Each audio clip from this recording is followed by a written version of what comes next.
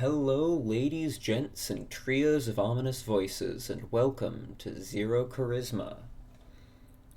I am the Dungeon Master, Frosty, or FrostyTheSnowPickle. I am joined today by, we'll go order that people joined the VC this time. So that means Xantilo, you're first. Hi, I'm Xantilo. I'm first. Indeed. That means Gummy, you're next. I am Gummy and I'm next. And that means Amelia, you're third. Okay, I'm Amelia. I'm third. Solid introductions. We were also supposed to be joined by Volti today, but, as you can see, she is not here. We don't know where she is. I have called her 10 times and she has not responded. Hopefully she's okay. So, He's probably just sleeping. with the fishes. In game.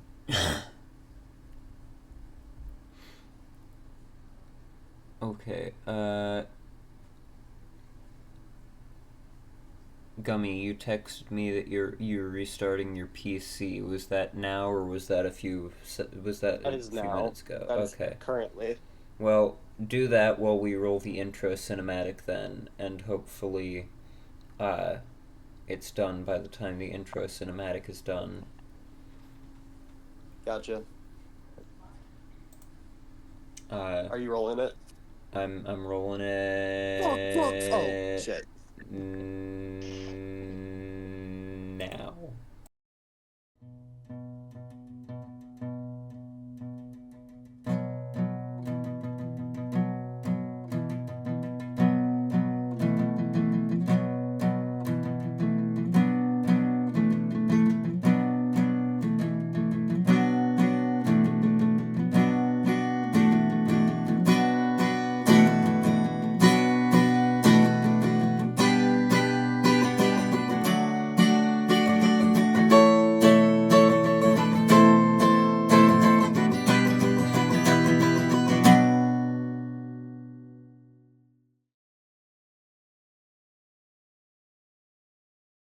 Of someone else that I've never met. So I don't know if they're alive actually, but We're back.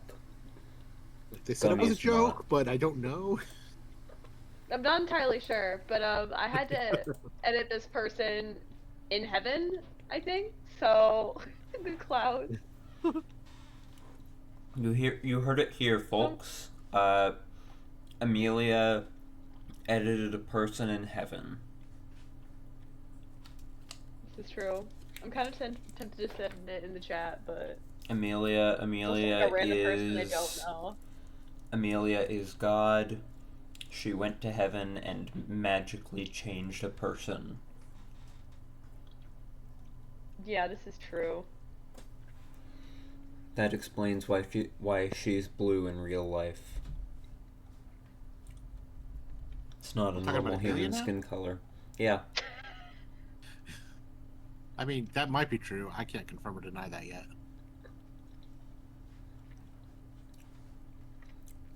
Don't worry, you can confirm it once you get your dice bag, which will happen any day now.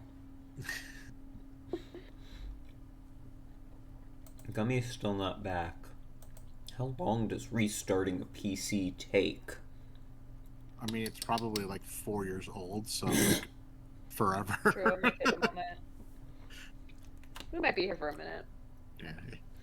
Should I just roll the intro cinematic a second time? Yeah. Okay, Roll we the will. credits a second time. We got the time. Let's go. Go.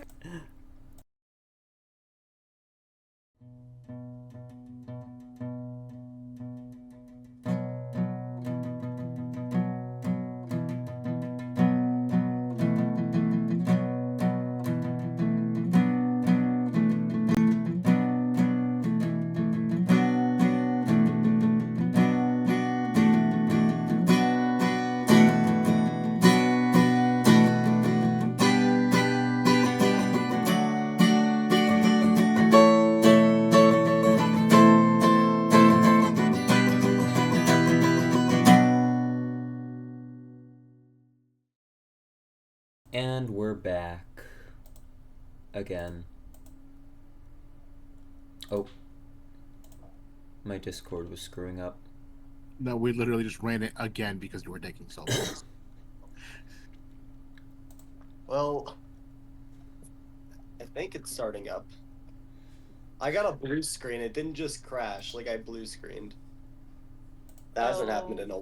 And it made me really sad because I built this thing with my own 2 hands. And every time I see a blue screen, it's like an angel dies or something. We built this PC. What was the blue screen error? I didn't... It said something about overheating. Something overheated. And then it, like, automatically, like, shut down. Yeah, I can't help you with that one. They're like, if it was a software thing, I got you. I know what the issue is, and I'm gonna try to undo it. Yeah, the Actually, issue I is think that the it issue- overheated. Well, okay. Jesus Christ, thank you. Oh my God. I appreciate that intuitive little statement there. No problem. Well, actually, one problem. The problem being that your computer overheated. Anyways, when last we left off, the party, traveling deeper into Zorzula's Rest in search of the missing townsfolk, ventured to the lower levels, wherein they did battle with several dangerous entities, including a mutated Otia, some crystal-covered Grix, and a giant drill. Oh, my Discord is screwing up again. There we go. And a giant drill. They then made their way over to the elevator down to the Indigo Sanctum, wherein they found Rixithid the Chosen, the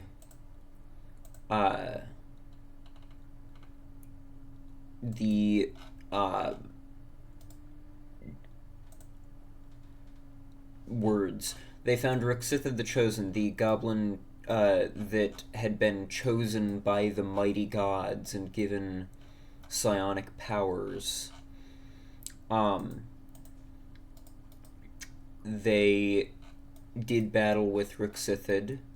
During this battle, he brought a statue to life and forced it to attack them as well.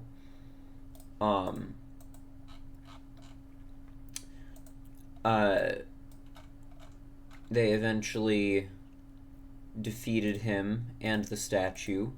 When they defeated him, the crystal on his head shattered and played a message from whatever mighty gods had chosen him,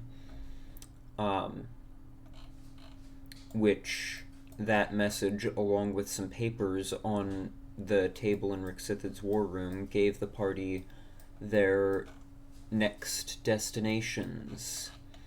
They then found 4 prisoners chained up within the Indigo Sanctum, 3 of which were missing townsfolk, and 1 of which was Gwyn Orsong's colleague that she was looking for. But the rest of the townsfolk were nowhere to be found.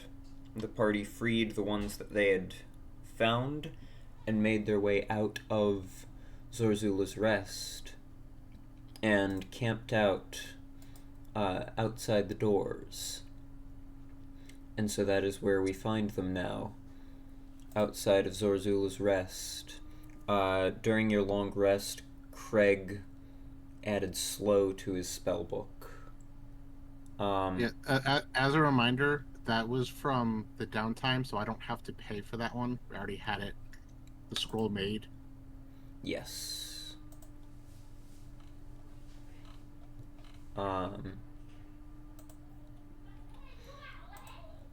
Because we had said that copying from a scroll required no materials, but copying from a spellbook does. It'll stop any day now. Okay, Gummy, are you almost back? For right now, while I troubleshoot this, because it's really frustrating me, is there any chance we could just have somebody else move me on Foundry for a little bit? I mean, yes, but you should troubleshoot this Oh, quickly. That's what I'm underneath my desk right now, actively unplugging things, and then replugging them back in. I'm not trying to freak out, but I'm low-key freaking out. Alright, This doesn't usually happen.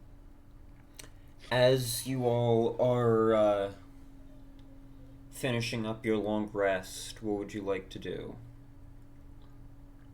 You've got some townsfolk here with you. You are outside the doors of Zorzula's Rest.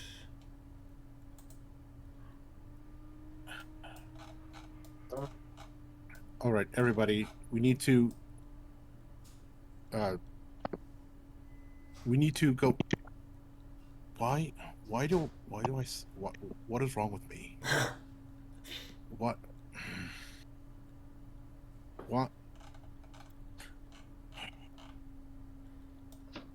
Sudden Craig existential crisis?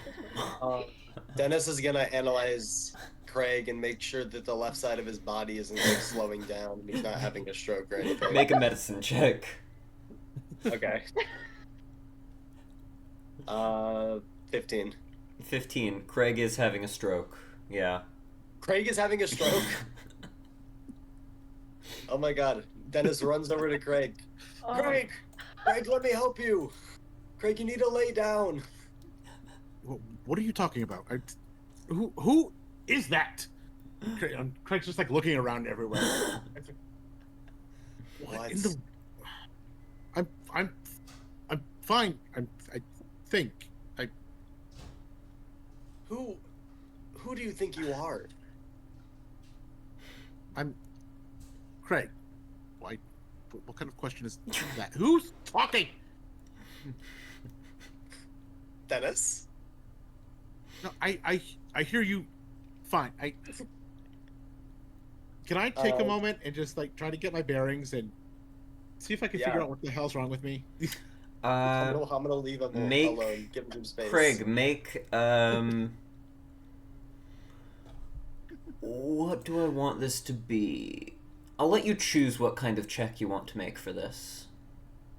The voices check. Roll the voices check. Yeah. I think I want to start with Arcana just because I know that I had a lot of crazy shit happen to me, and that's just the first place that my mind's going to go to because that's what I'm studied in. All right. And I know that last session we did have you roll, and you knew that there was some problem that had arisen from your from the shard pendant. Yeah, I you felt just weird, don't know if but specifically this is due to I that. haven't put two and two together yet. Pretty good. 26. Yeah, I'm gonna say you're able to piece it together that this is some weird adverse effect of the shard pendant, and whatever happened to you with that. All right, this is. So, I looked at Dennis and Odra. Like, what do I sound normal to you? Besides the stuttering and rambling, obviously. Yeah. Yeah, mostly. Okay, I just keep hearing, and essentially, like, what Craig is hearing to himself, like, every time he's talking. I just hear this every time I talk, everywhere. It's fucking annoying. It's driving me crazy.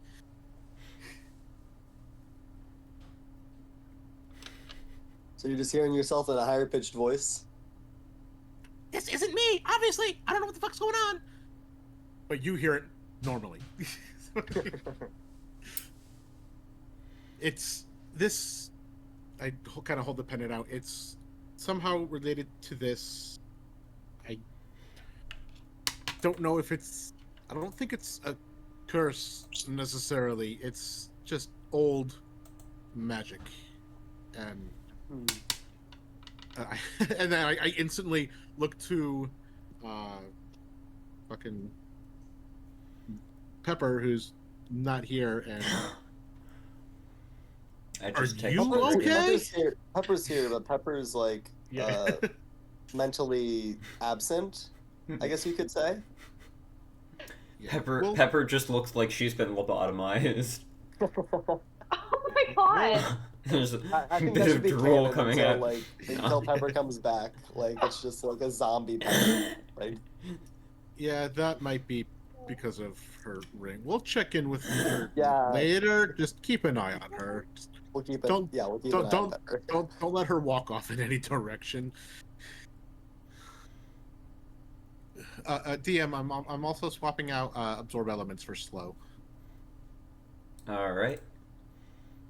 I've already done it on my character sheet. I'm just letting you know. Cool. But what if there are elements you need to absorb? Can then I I die.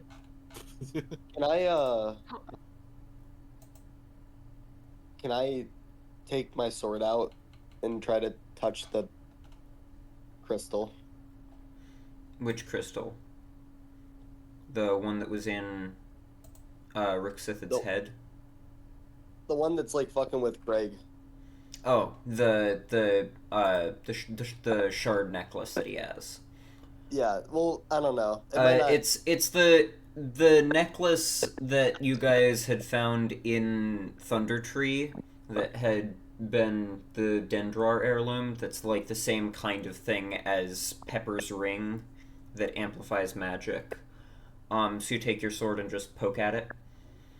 Well, let me ask Craig first. Craig, my sword has this property. It doesn't. I don't know if it'll work because it's supposed to absorb the magic of other weapons, but maybe it could absorb the magic in this ring temporarily, and then we could learn more about it. I haven't seen any evidence that anything your sword does is temporary, and while it's a bit annoying that I have to listen to myself like this now. I think it is temporary. DM, is it temporary? I mean, Craig doesn't know. That's fair. While this is annoying, it's a minor inconvenience for the abilities it grants me, so it's fine. Yeah, it's just very annoying to wake up to. Of course. Just an idea.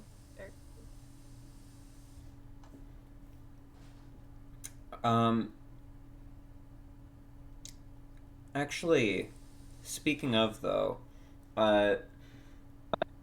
never mind. All right. Oh, but I did have something for you that I don't know if it's necessary now, but in case that barrier ever goes down, this may help protect you a little bit. And I'm going to... I think I still have it. Yep, you do.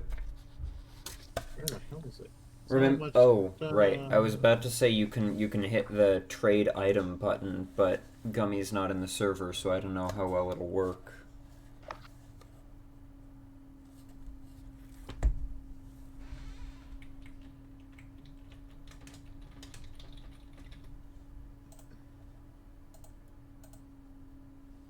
Oh, there.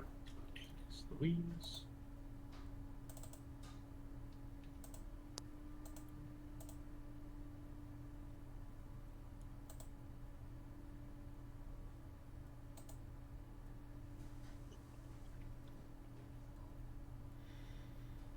Why are there so many characters? Why is my guy from the one shot here?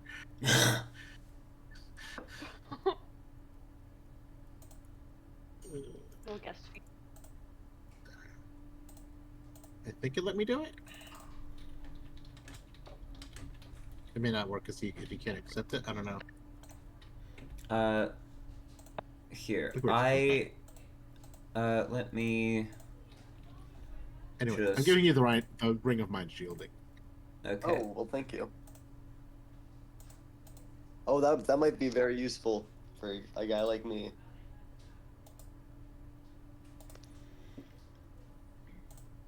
Okay, And let's outside see. of your special circumstances, it may be beneficial to have someone of a smooth talker be able to hide their intentions. Alright, it doesn't seem to be sending it Very over. true. So, but here, I can do this.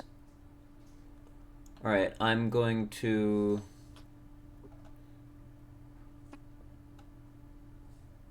This also may prevent or Craig, help me aid. Craig, did in you... this Did you... terrible curse from returning? Hold on. Craig, did you use the send to character or give to character button when you right-click on the item? Yes. It doesn't seem to have done it, so I'm gonna just go in and try it, like it has that. them list, like, if I do it, it has them listed there, so I wonder if he has to sign in to accept it. Maybe, but I wouldn't think so.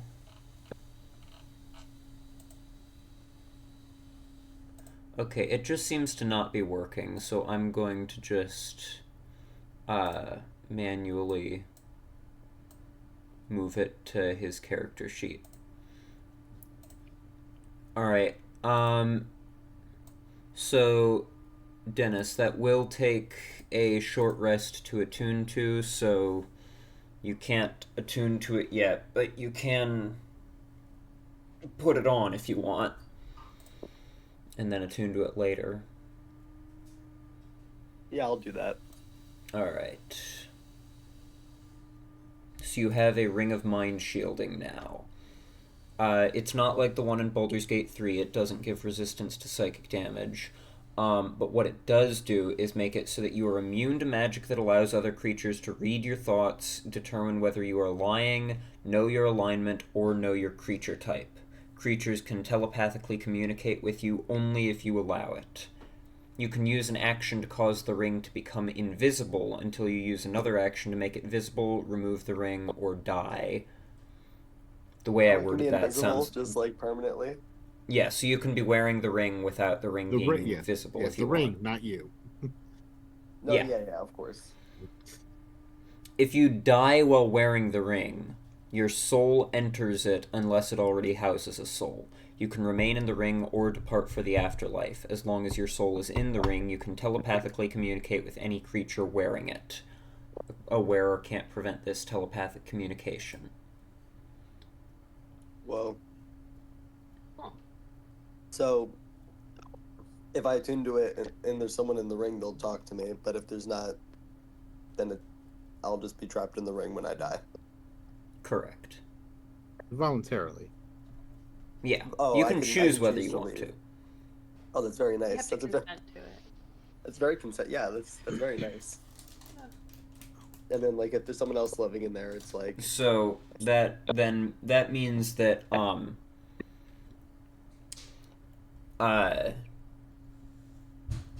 given where Craig found this, there's a decent likelihood that there's nobody still in the ring, because, it was just, like, sitting abandoned, and if you were stuck inside a ring with nowhere to go and nobody to talk to, you would probably just choose to leave, let's be honest.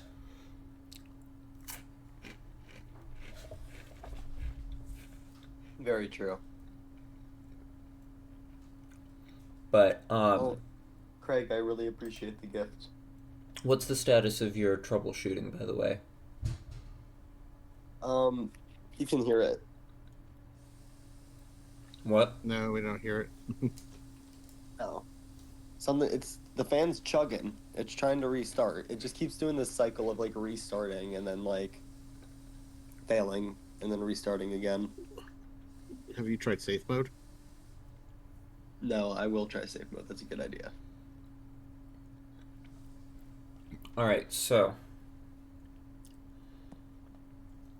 Anything else you all would like to do this fine morning?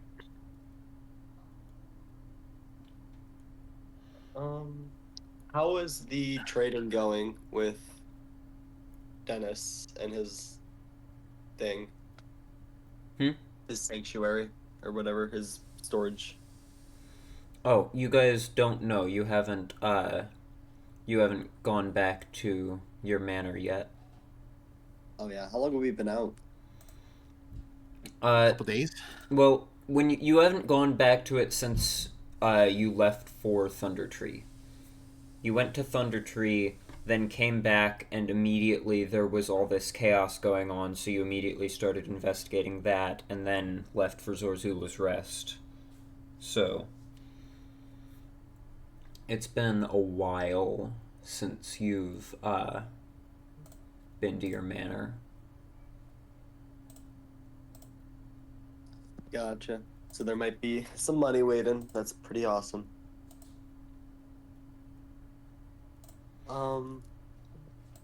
I don't know. I guess I don't think Dennis has anything he particularly needs to do right now. Just get these people back to town. Yeah. See if that OTUG is still underground. We should probably take care of that. Yeah, we could probably get it underway. You got anything you need to do, Odra? No, not particularly. So, I think I'm set. All right. If I may voice a suggestion, you've only found 3 of the missing townsfolk. It might be worth... Find more townsfolk. You know that they were brought here, or at least you assume that they were brought here. But you've only found 3 of them here. It might be worth talking with some of these people and trying to learn what you can about where the rest may be. Yeah, well, that can be done on the way back. Okay. I mean, alright.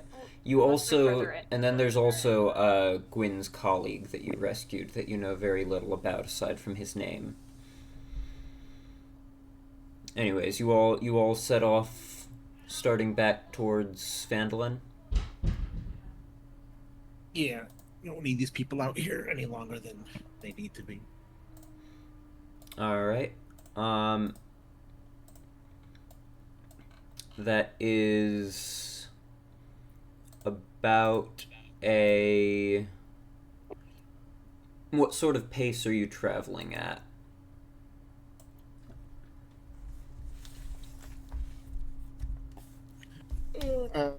If everyone's okay with the normal pace, then we'll probably do that. If they need a slow pace to start to,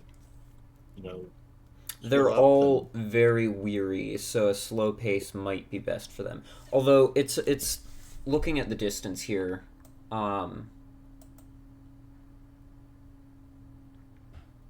I would say you could do something between a slow and normal pace and could probably get back within 1 day. That sounds good to me. Yeah.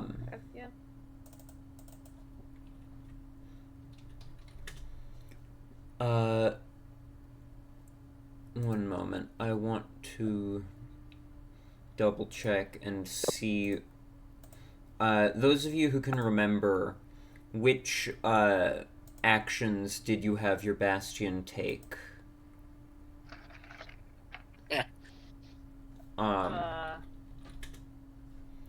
Whatever the healing potion one is.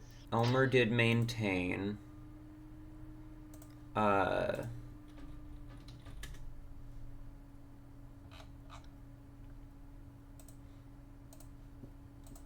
I remember.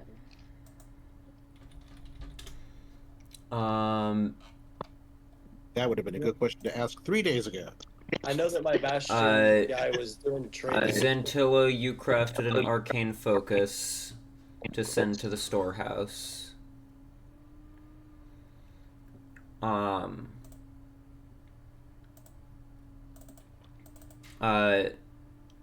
Dennis, what did you say? I think the storehouse was trading. 500 GP. Ah, worth right. Of good. You were acquiring, right? I invested 500. I know it.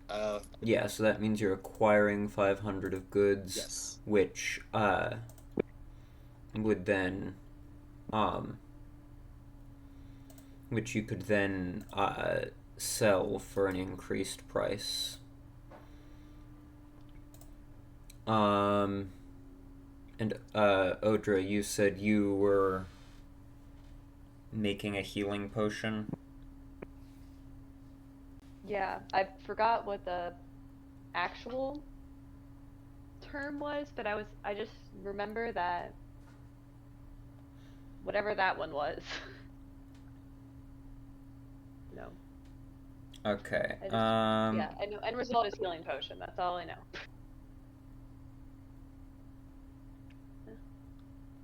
Alright. I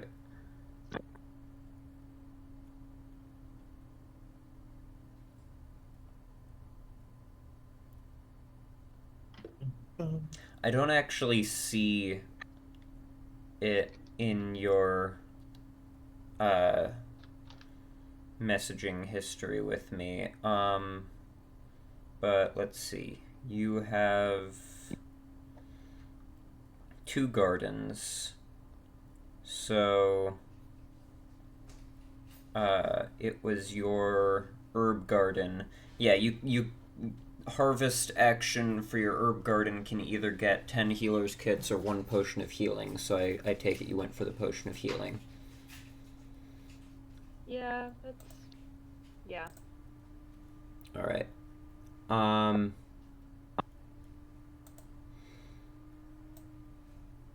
Alright, so you all set off on your journey back towards Phandelver.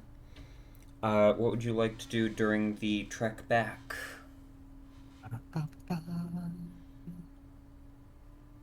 Let's talk to all the people.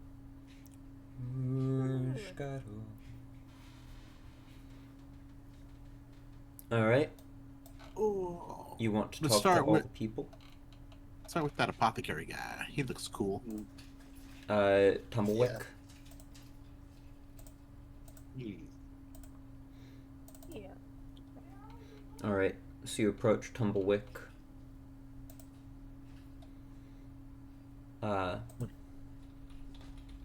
What do you say to Tumblewick Rollins? I've seen you around town, but I haven't had the opportunity to introduce myself yet. My name is Craig. You are? Tumblewick Rollins. Apothecary. Tumblewick. Pleasure. Based on what we were told from the town, there were several more people who were taken. Do you know anything about where they may have been taken to? I don't know where they were taken to, but they were with us for a time. But there was not sufficient space within the outpost for all of us prisoners. And so they began to escort groups of us out. I believe we were the last group to be escorted out, but you thankfully came to rescue us before that happened. Do any of these places sound familiar? Did you hear them talking about any of these? And I'll show them the map and kind of point out the places that are marked.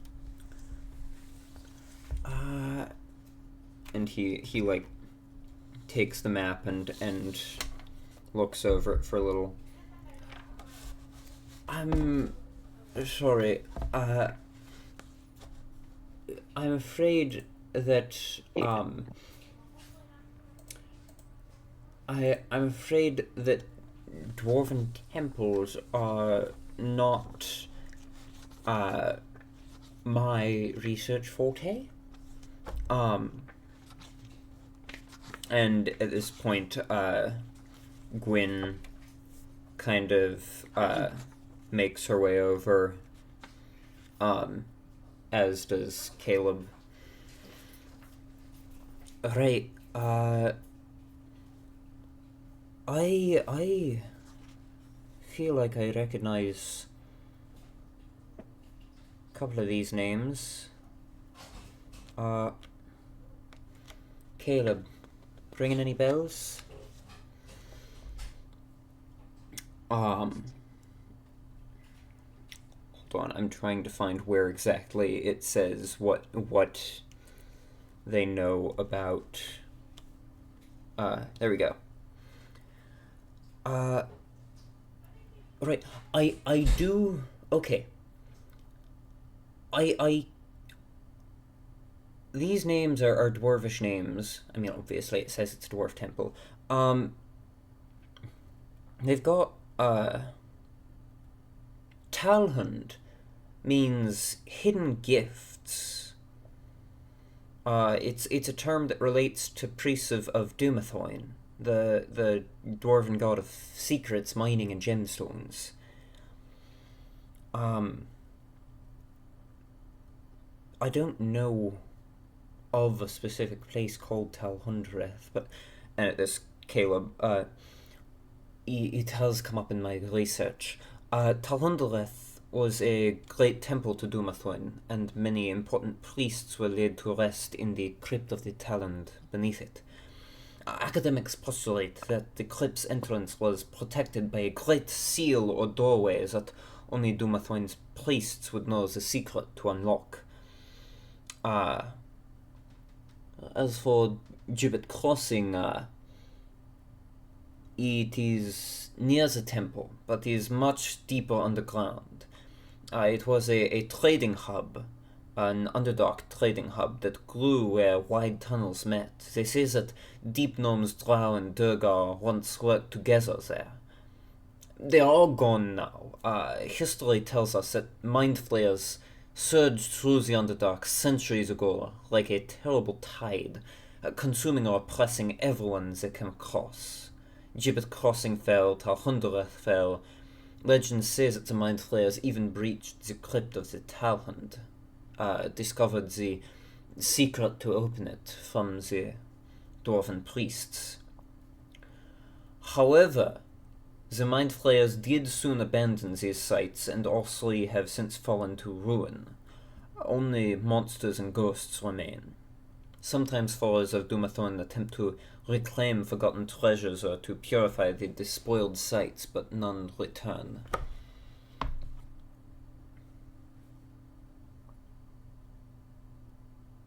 Right. Well, I was mostly just asking if they had overheard any of these mentioned when prisoners were being taken. I was going to get to asking you about them eventually, since you are apparently the expert, which you have very thoroughly proven, so thank you for that. Craig, by the way. Caleb Runlaw.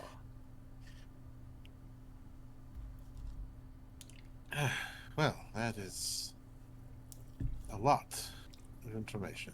Apparently, more of these chunks of whatever this stone is reside in these places as well, and apparently one in the mines. Which, thinking about this now, do I recall seeing anything that resembles this stone while we were in Wave Echo Cave? This was like, I don't think you guys have been to Wave Echo Cave since it's been gotten back up and running, so this would be like 9 months ago, so I'll say make a history check. Okay.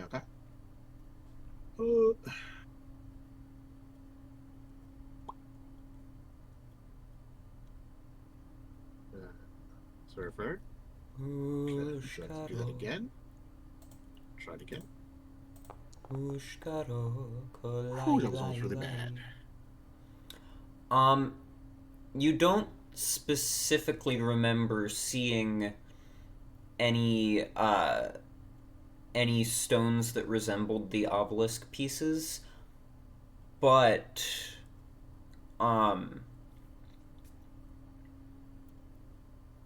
the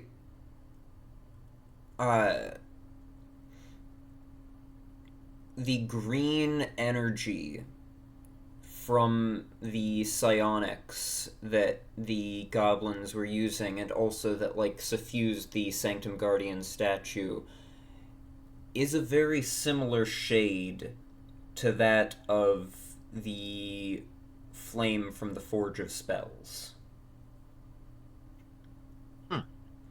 Gummy, what's the status of your computer? It's actually up and running now. Cool.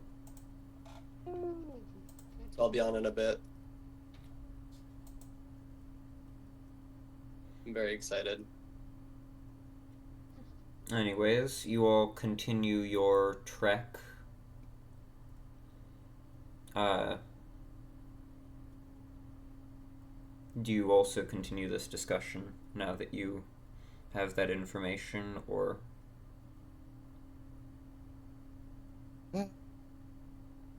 I kind of interrupted it to ask about Gummy's computer, so...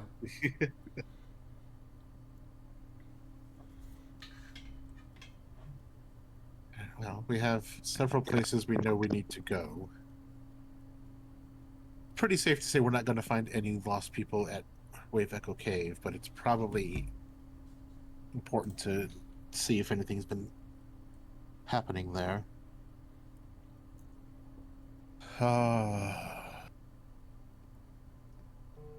Craig stops talking because now the voice has gone to like this really like deep female Russian accent, and while he kind of likes it, he doesn't like it coming from him. So he just kind of stops talking out loud for a little while.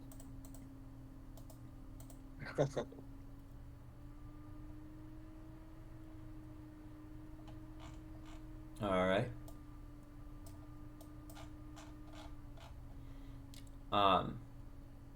Any of the rest of you strike up any conversations on the way back? So the apothecary, and then I'm still not on. Who else was there? The four people that you rescued were Tumblewick Rollins, the gnome apothecary, Paulina Provine, who was a stable hand at the Stonehill Inn,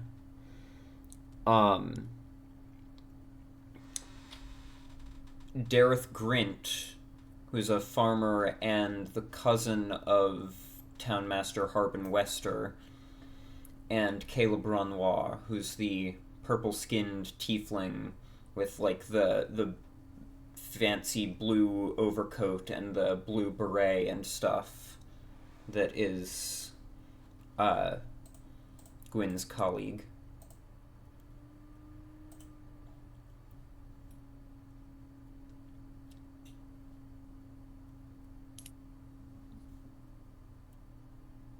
Those are the four people you rescued.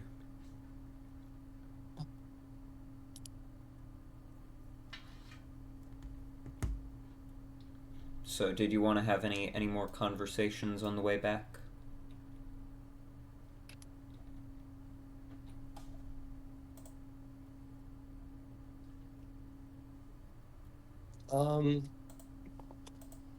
I think I'm good right now. Sorry, I'm almost on. I'm trying to lock in. Alright, then for the sake of brevity, we will say that after a day, we'll say you marched a bit longer than perhaps was advisable, but I'm not going to make you roll forced march checks yet, but, like, it's getting dark as you head back into Phandelver. So actually, let me adjust the lighting here. There we go.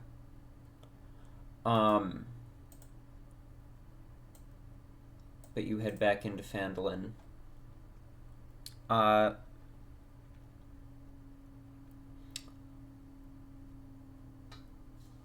As you make your way back into town, oh, I just realized why it sounds so quiet. I don't have any ambience or anything going. Well, here we go. Phandelver. ambience, and some music. That's better. You make your way into Phandelver, passing by some townsfolk who see that you have rescued some of the missing townsfolk.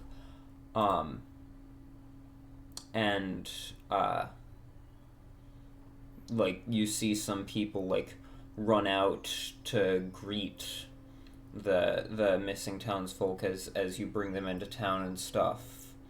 What would you all like to do as you come back into town?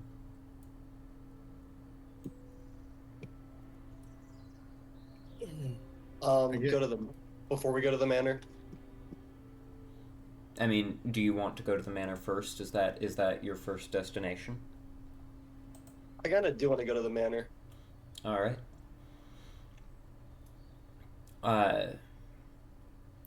So you make your way to your manor.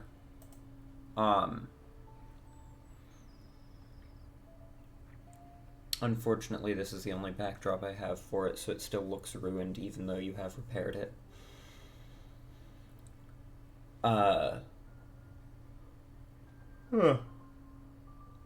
Apologies. You almost back on, by the way, Gummy?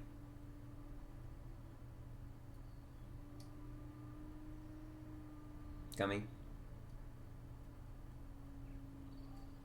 Hello? Oh, yes, I take that as a yes. Oh. Alright, I'm back, sorry. Oh, it still has you on the landing page for some reason.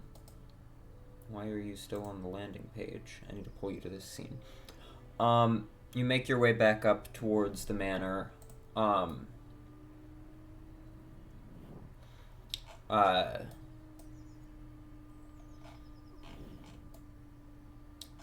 Odra, your two hirelings are, even though it's getting dark, they're still out, working their gardens in front of the manor.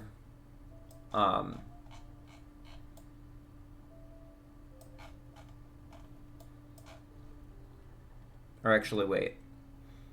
Were your gardens in front of the manor, or did you have them near the secret tunnel in the woods? I forget.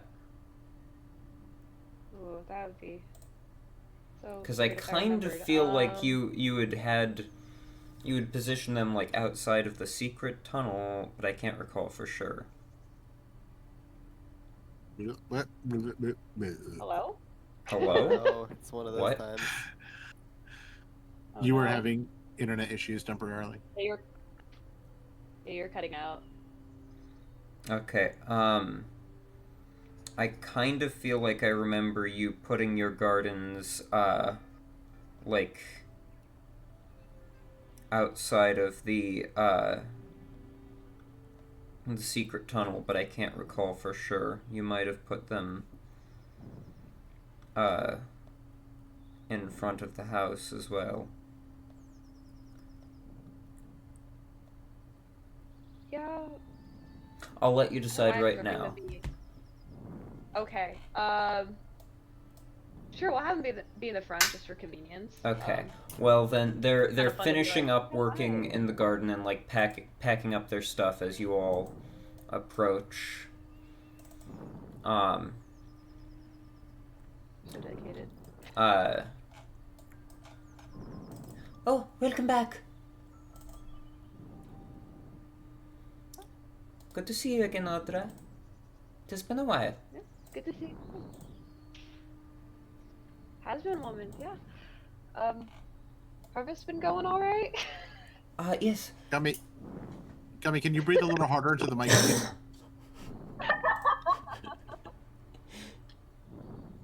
Yeah, that's better. Great, keep it up. I don't like how the heavy breathing started as the character came on screen. Gummy, are you like alive there? I'm not sure he is. Gummy? I mean, he's breathing. Well, yeah, I guess he's. Well, we don't know that, Tim. Sorry, I was trying to Fair, fix fair something on my end. What's up? You're breathing very heavily into the microphone. Sorry. I thought you had, like, fallen asleep on your microphone or something. Yeah, it was like you just passed the fuck out. I was locked, my bad.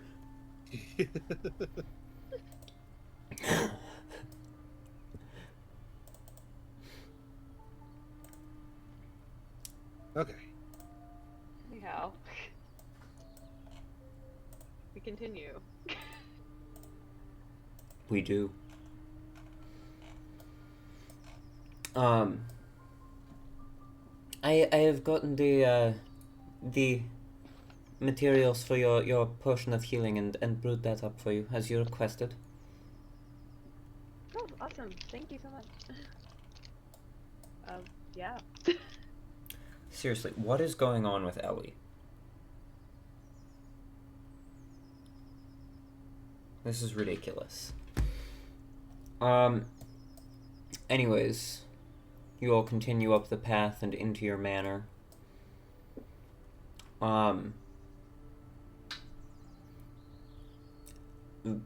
Pepper and Shaun's guards report to them. Neither of them are here for some reason, so I guess I don't have to roleplay any of that.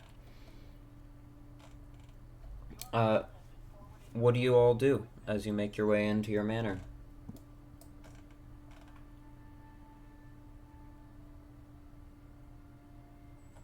Make sure it hasn't been robbed, first of all. Check for signs of breaking and entering. We have staff here for that.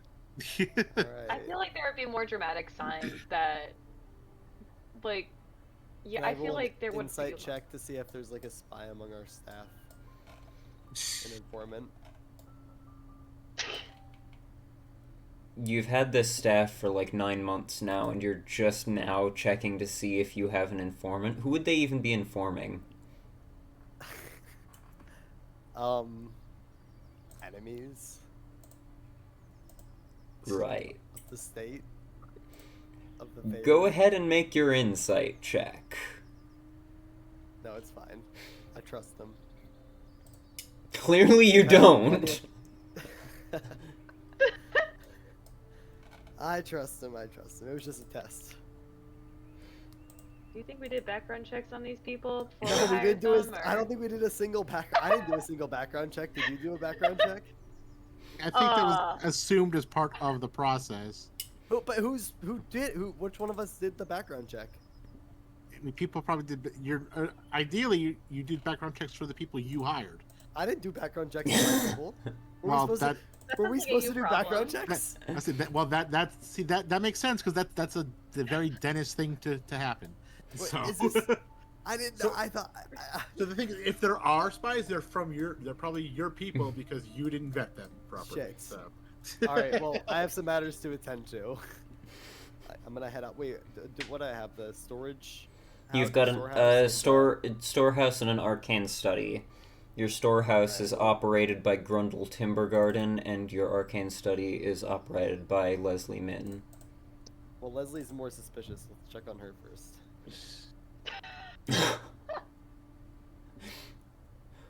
Okay. You make your way into your arcane study. She's Is just everyone seeing tokens, by the way, on the screen? Or No, it's not tokens. Okay. It's just the manor. Okay. Yeah. Yeah, and the wistfully moving trees. Alright. Just making sure. you make your way into your arcane study, and Leslie is there with her feet propped up on one of the desks, just like reading a book. Hello, Leslie. 'Tis I, Dennis. Oh, you're back. Returned. Yes, from our long and treacherous journey. What have you been up to? Reading mostly. Cool. Are you on my payroll? Are you getting paid? Yes. Okay, awesome. Well, I just wanted to say you're doing a stand-up job. The Thanks. study looks like it's here and no one broke into it. And you're probably not a spy. And... It's the weirdest All right, praise well. I've ever been given. Well, that was it. Just wanted to check in, make sure, you know, you didn't blow up the study. Not that you would. If anybody here is going to be doing that, it's going to be you. You might have a point. Alright, well, let's go see what Trundle's up to. Grundle. His name is Grundle. You named him. I'm his daddy. I created him. Alright, you head down to your storehouse to check on Grundle, who's just, like, whistling and stacking up some crates. Grundle, let's hear the good news. Well, that order you put in is coming. I've got it in here. What the... Grundle, have you had something to drink today? I mean, it's nothing much. Just like 4 or 5 drinks. Grundle. The day's young. Only 4 or 5? Yeah. A little late for you. I respect that you're slowing down. Yes. It's good for your health. Beer doesn't count, right? No, of course not. Beer's good for the heart. Then only 4 or 5. I heard a wizard say that once. So you can trust it. And he just takes a swig from the beer bottle that he's holding. Well, I'm glad to hear that things are on track.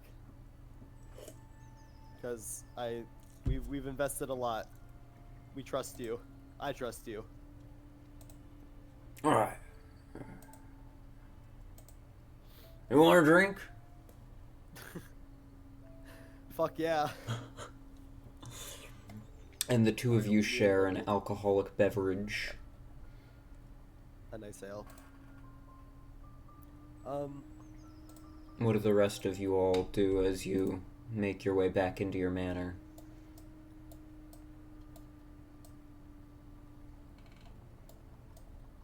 I don't know. I really have a whole lot to do here.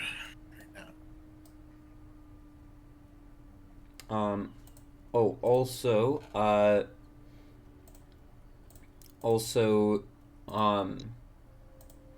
you can now give a new, order to your bastions.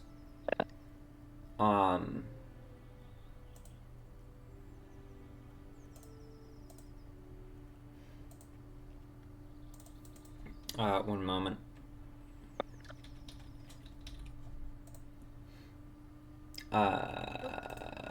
Hold on. I am quickly, just making an adjustment here. Alright, Gummy, it was 500 gold pieces worth of goods that you put into your storehouse, right? Yep. Okay. Alright. Craig, you collect your arcane focus and immediately toss it into Elmer's storehouse, or Dennis's, which one?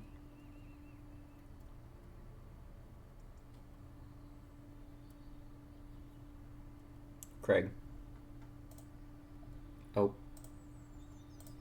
My Discord cut out. Whose storehouse do you put it into? Elmer. Okay. Odra, you collect your potion of healing I will put that into your inventory. Much appreciated. There you go. Potion of healing.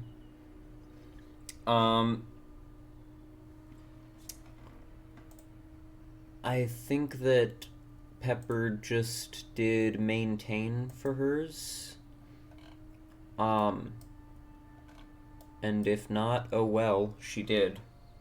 Because she's not here to correct me. Texting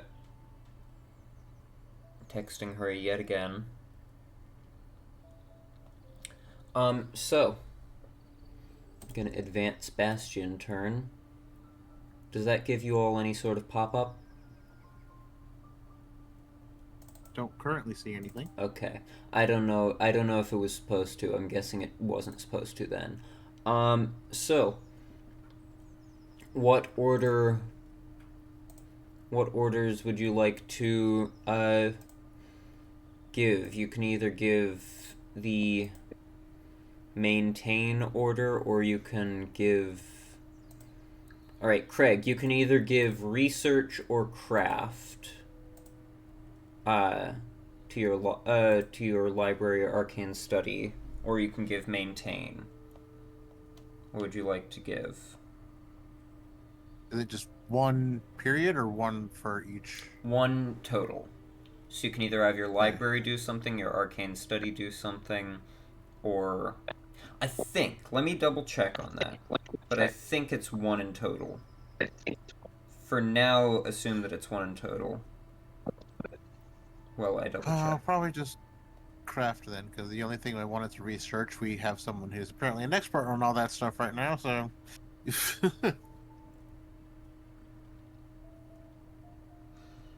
To one or more. So if you're issuing an order to your arcane study, then you can actually also issue the research order to your library to have it. Is there anything we want to research? Anything maybe specifically I want to research?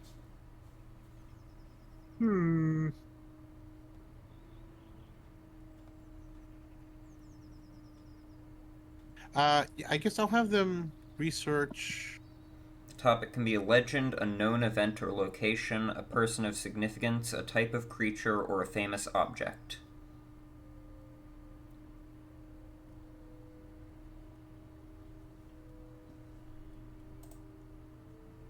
I want to have them research mind flayers, but specifically now with this information of whatever this tower, like this obsidian-like tower is that we have on the map and the information we got from it, anything that links those two things. Alright, and if she's unable to find links, which one do you want her to focus on more first?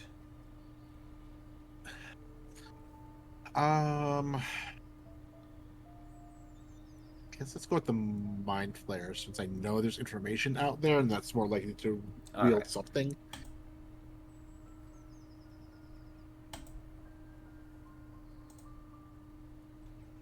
Alright, she's researching, and then you're having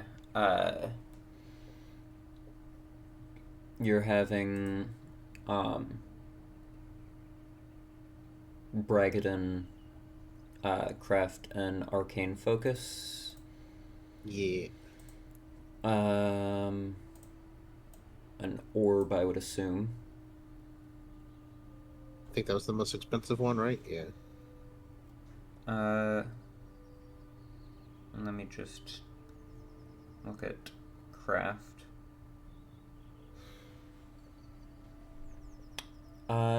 This thing is being inaccurate. It's saying it's costing you 10 gold and taking 2 days, when actually it costs you... it takes you 7 days and costs no gold, so... I don't know what's up with this. But there we go. Execute order. There we go. He is crafting an orb. Yay! Odra. Yes. Would you like to issue the maintain order, or would you like to issue specific orders to both of your gardens?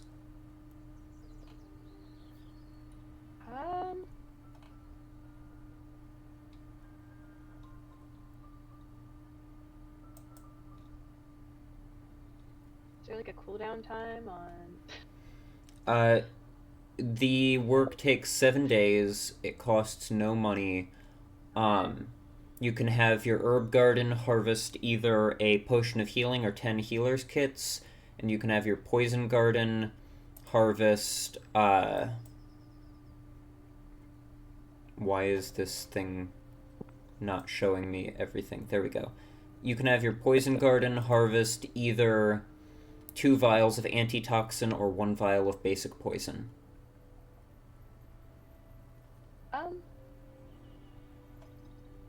And you can issue orders to both of them. Oh, so I could have them both? Yes. Harvest, or just... Oh. Okay, I didn't know I could do that. Make all the things. Make all the things. Yeah, I was like gonna just go crazy on the potions of healing, but poison might be fun too. I was mainly gonna do that this time, but you can issue one order to each of them. So you're going with potion of healing and basic poison? Yeah, let's do that. I don't think they cancel out, so... Oh, you actually have other orders that you can issue to them as well.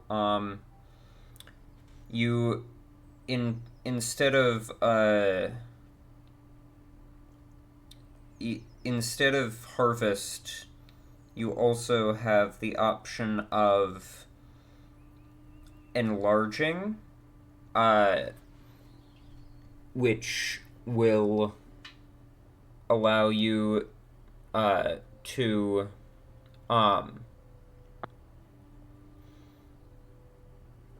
you can enlarge one of your gardens, which will make it grow in size, allow you to hire another hireling for it, and it'll basically function as 2 gardens instead of 1, but it costs 2,000 gold to do that. And I don't think you have that right now, so I do not probably wait on that. And then you can also issue an order to change the garden, and they'll spend the 7 days changing it into a different type. But for now, I assume you just want to stick with what you've got. That's what I'm thinking. So you're just going harvest for both of them. Hell yeah. So your herb garden is harvesting a potion of healing, and your poison garden is harvesting basic poison. Yep. Here, let me quickly... It looks like I don't have basic poison imported here, so I need to actually quickly do that. Basic poison.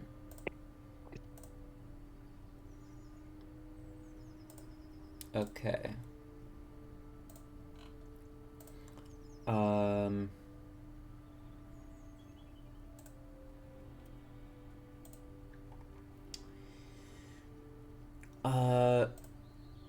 We will go with the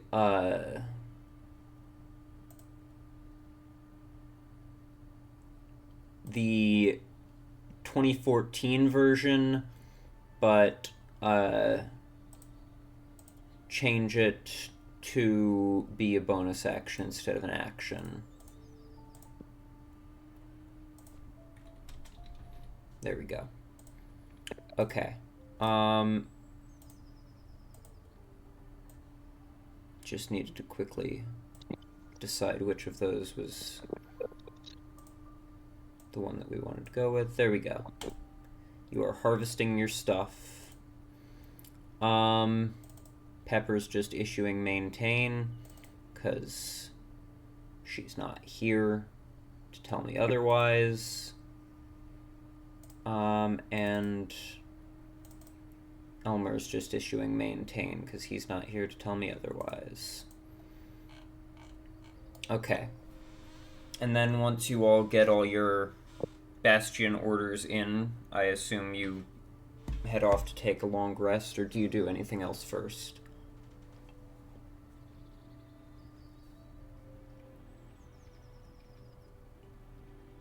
I'm gonna go find Pebbles. Probably. That's what I'm gonna do, but... Pebbles is curled up in your on your bed in your room. Hell yeah.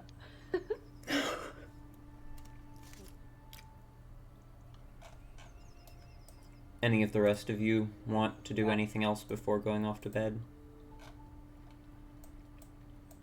No, I have nothing else to do. Depending on how much time we have, I'm going to copy more spells into my book. It's evening, so I would say probably you have enough time to do like one. Alright, let's do Thunderstep. I have a scroll for that too. Thunderstep. You have a scroll for that? Out of the way. Yep. Alright. I will delete that scroll from your inventory and add Thunderstep. No, I'm not trying to create a scroll. I'm trying to add it to your spellbook. There we go. Alright.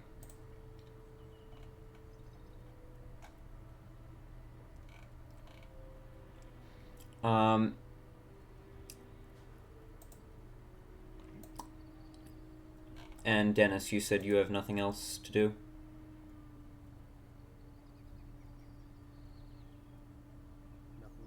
Nothing else to do. Alright, then you all go ahead and take a long rest.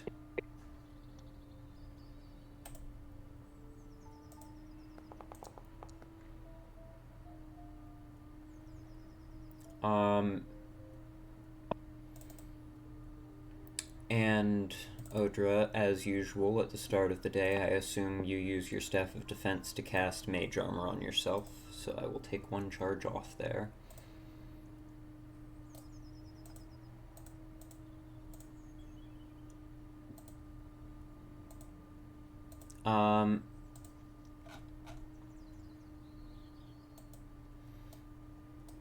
So, as the new day dawns, you all go and get breakfast, and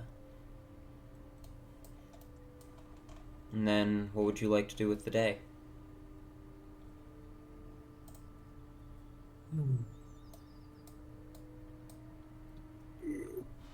I'm going to start with having Athena go down the well and see if that creature's still there. Alright. As you head to the door of your manor to head out and into the town, you open it to find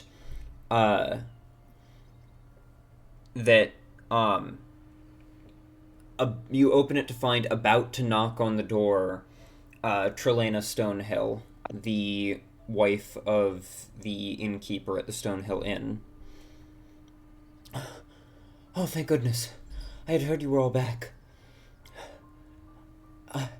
I need your help. Something wrong.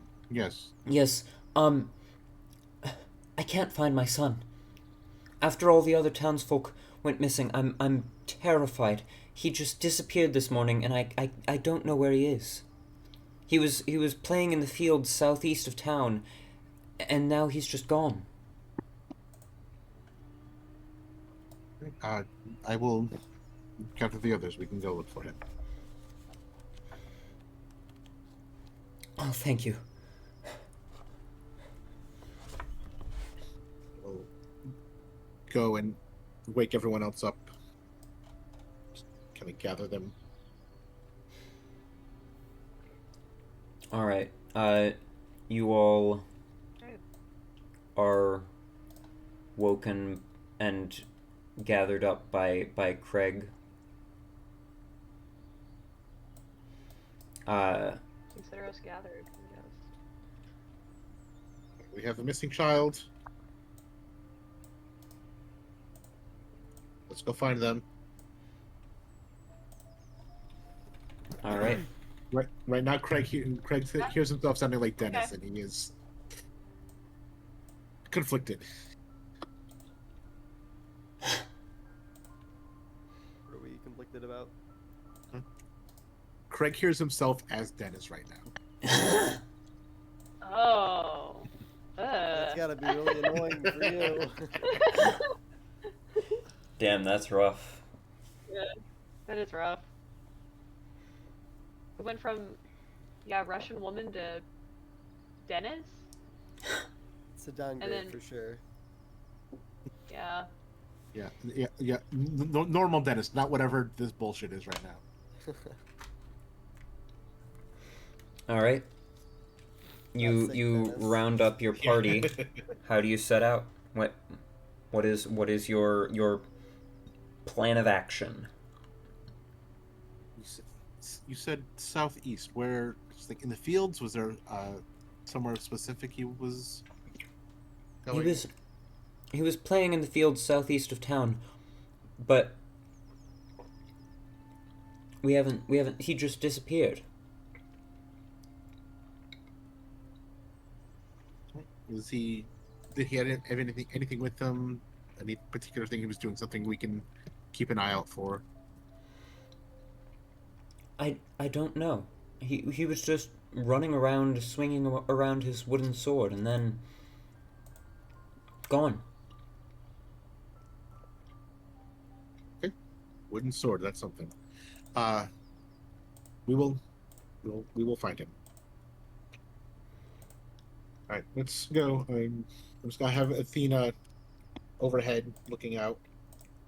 If she sees anything unusual, to let me know. All right. Go ahead and make a perception check for Athena. How far out are you having her fly?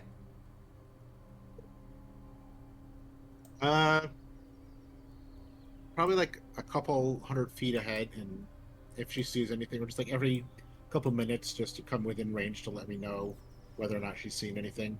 All right. I don't think I can roll for her there, so let's do that. What is the 13? 16 for her. 16. Okay, good to know. And as you make your way out into the fields, in addition to just having Athena look, how do you go about looking?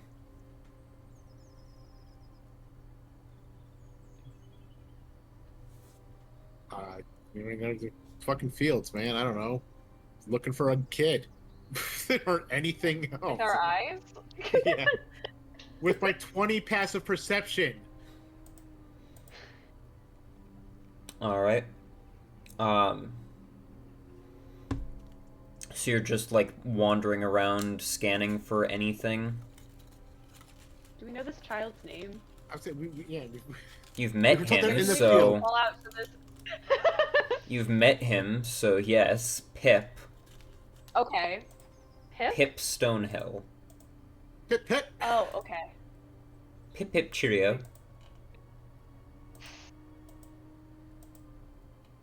Just go around yelling Pip. I feel like Elmer would be just going around yelling. As a reminder, child, it's but- this kid. This kid. Oh, this kid. That's who you're looking for. Man, That that looks kid's like got a Elmer's bullseye, okay. There's a backstory there. We're not gonna go into. Really, grandson. Wait. That's more plausible, I think. Well. Anyway. Come on, at his age, 846? More like great. This is true. That There's resemblance. Let's just say that. yeah. So,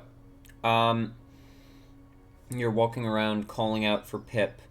Craig, with your 20 passive perception, you eventually notice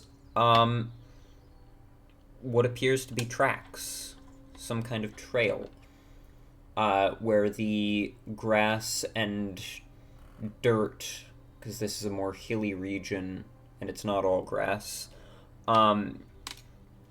is like padded down and rocks are kicked aside and stuff.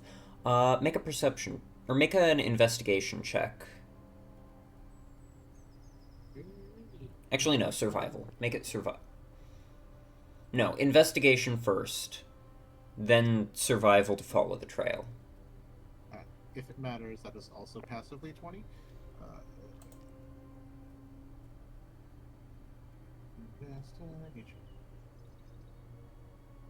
Anybody else can make this too, now that Craig has noticed these tracks. Check.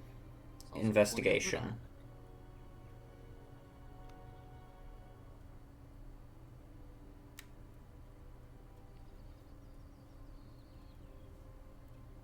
Is anybody else making it, or? I'm trying to relearn Foundry. There we go. Just straight investigation. Yeah.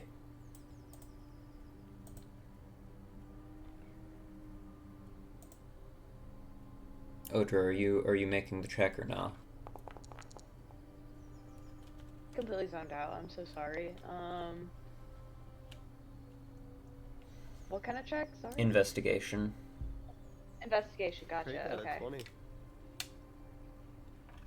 I'll make the check. Seriously, what is going on with Ellie? Well, This is maybe ridiculous. Ellie was up late or something. I was up late. Well, you know, life. I was up happens. until 6 a.m. Yeah. Well. Well, that's normal for you. And Ellie knew that we were having D&D today. I texted her a reminder yesterday and a reminder on Thursday. Anyways, Odra, that's terrible. Wow, jeez. Damn. It's the positive reinforcement. 11 minus 1. Craig. You... Okay. Sorry Craig, about that. you notice that there are multiple sets of tracks here.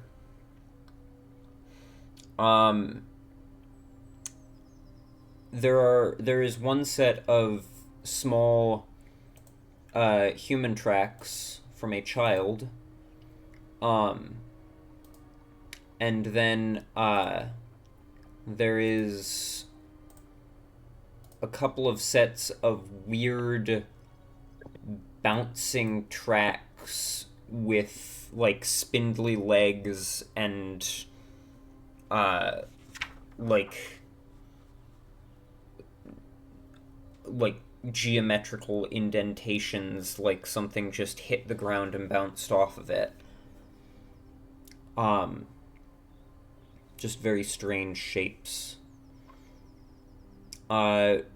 Anybody who would like to can go ahead and make a... Or actually, whoever would like to take the lead in following this trail can make a survival check. Somebody else can help them if they wish. Not bad. Survival. If someone wants to help me, decent. I'm going to assume someone's going to say yes at some point because I didn't expect it to roll right away. Helping. Before it rolled, I was helping. Okay. That's 24. Yeah. All right. You follow the trail for about 2 miles. Until you reach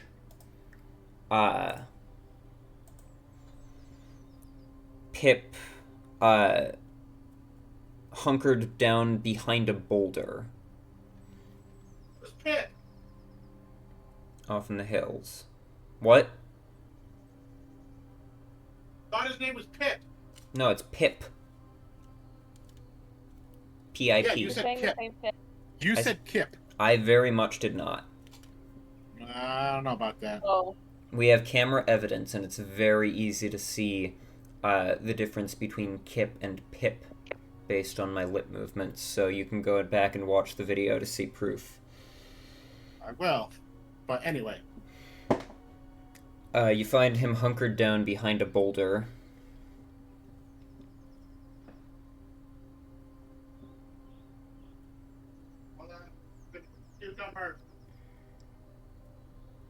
What?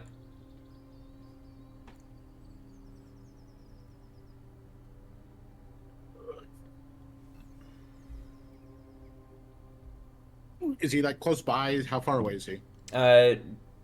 You follow the trail until you reach him. Okay. Whoa! Pip, what are you doing here? You're them. Well, I saw these things and I followed them. Cause they seemed dangerous and I wanted to like track them down and stuff like you guys do. So I followed them. And they went into that hole over there. I didn't. I was just waiting here because I didn't know what to do. Because I needed to tell somebody about them, but I was gonna get in trouble for going so far from town. And I didn't want them to escape, so I needed to watch them and make sure. But they're over in that hole over there.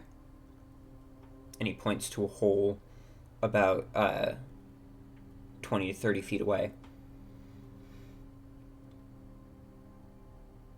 But we appreciate you trying to look out for the town. You must take your own safety into consideration before all else. So next time, if you shouldn't go off on your own against following things that could be dangerous to you, but if for some reason you happen to do so, you should let someone know who was able to help. At the very least, even if they weren't here when someone got back, perhaps we could learn something about them. And your safety is most important. Remember that.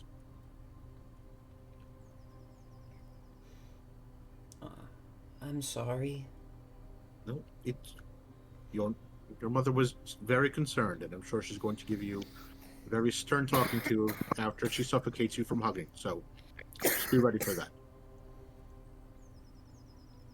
Why don't you make your way back to town? We'll take care of whatever's here. All right.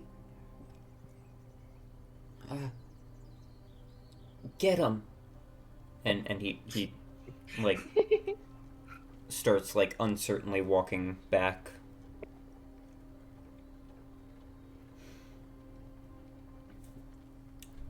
What would you like to do?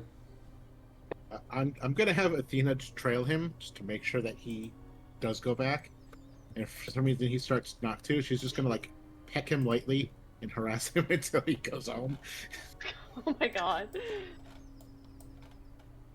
All right. As he's going, like,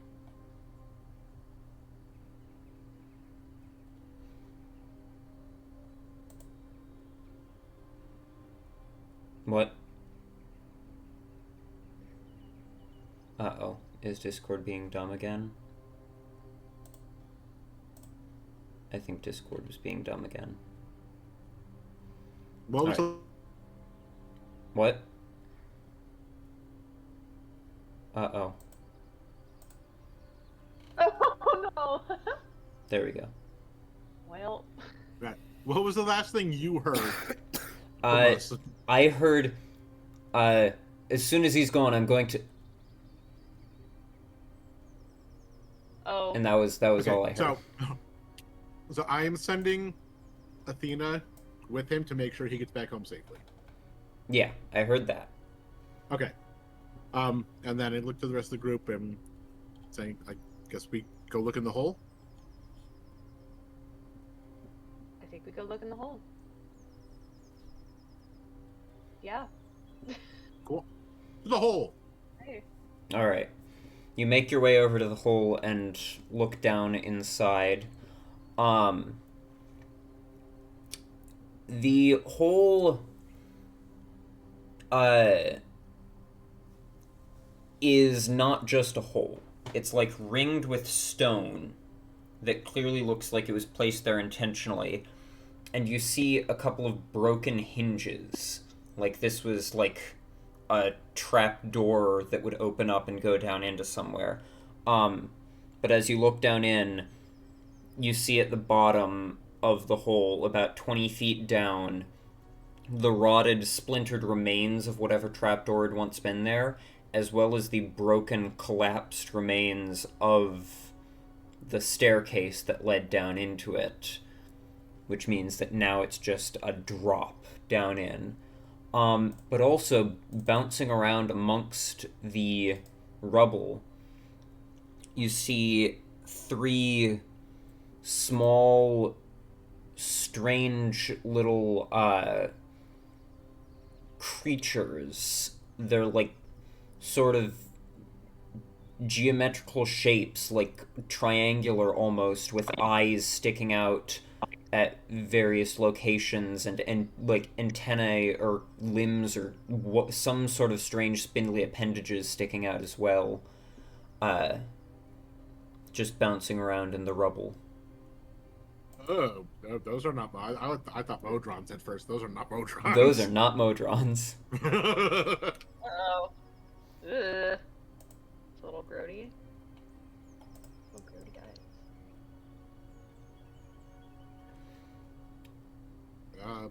We should probably take care of those.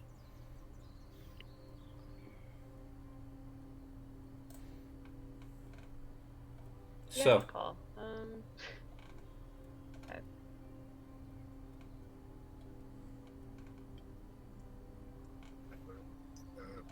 I guess we try to take care of those.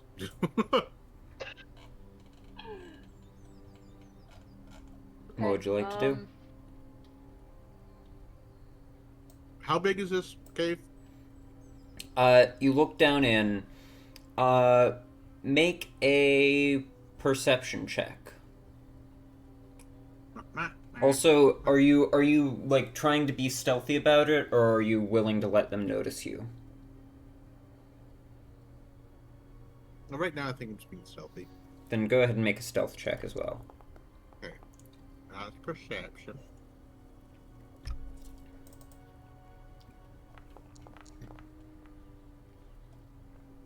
All right.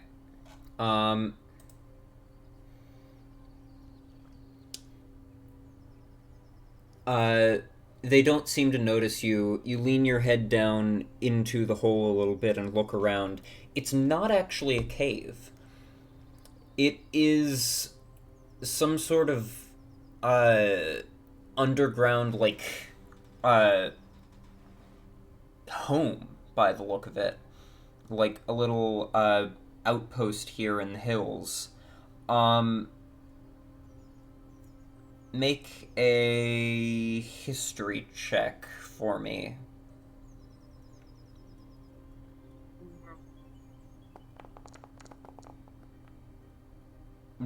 By the look of it, the architecture looks dwarven. Looking around in the room, this first room is about 5 feet square, so 25 square feet, 5 by 5. There is a fireplace, though obviously no fire burning in it, and a table with 3 chairs at it, and then there are a couple of doorways leading into offshoot rooms. The weird little creatures are just like bouncing around in the rubble and stuff. One of them starts to like wander off to go look at the fireplace.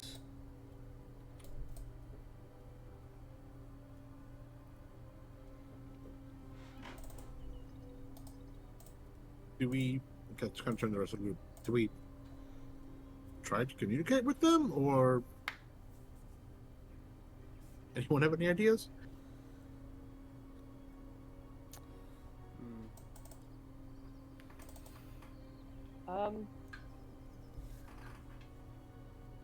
Nothing productive.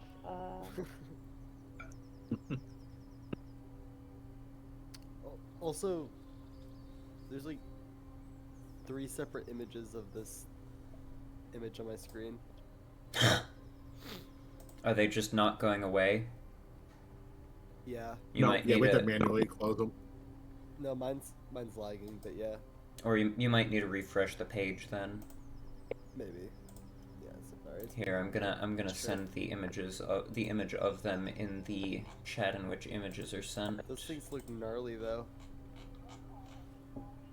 Also, to be clear about the size, they are like tiny. These things are like maybe Tiny in the D&D they're like size category sense. they're like a bit bigger than a person's head.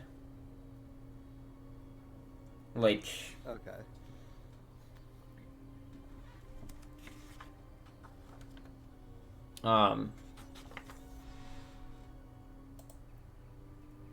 So, what's your plan of attack or plan of action?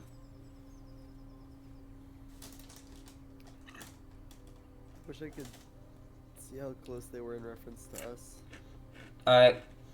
It's about a 20-foot drop into the chamber, and they're kind of just like gathered around the rubble at the bottom of the drop, and like one of them is bouncing a few feet away and stuff, but they're like all like 20 to 30 feet from you. Gotcha.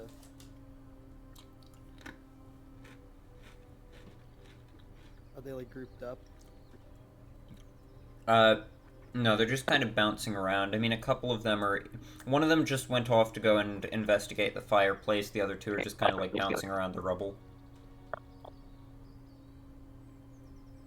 Gotcha.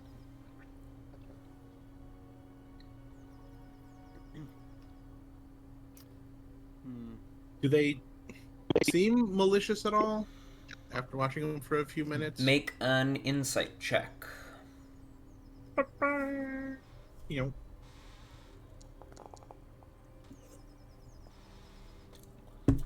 It's difficult to tell because there are no other creatures down there that you can see for them to be like going after. Yeah. And they haven't noticed you to be reacting to you yet. But they're not like going around and smashing things. They're just kind of...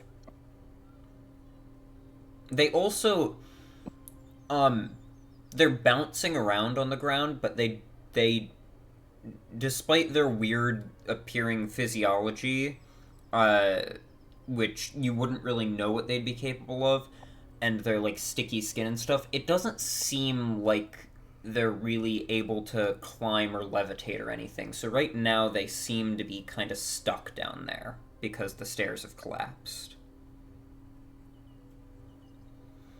Well, there's only one way to find out. I will step inside the room. You're dropping down into the chamber? Yeah. All right. How are you dropping yourself down? Just like hanging from the thing and then letting go? Yeah, pretty much. Make an acrobatics check for me as you're trying to drop down and land on the rubble. 13. 13. In falling down, you take and you like land kind of badly on the rubble. You take...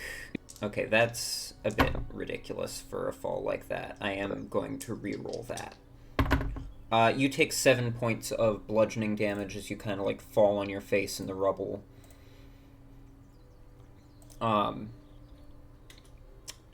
And as you drop down, these things all just... And they just like...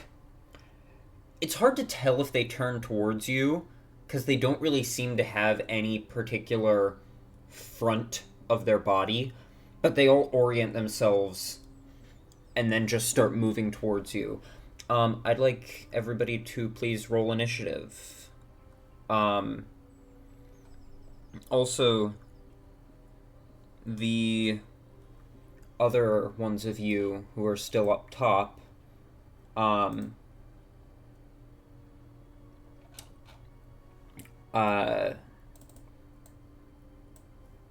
you getting ready to drop down, or are you, what are you doing?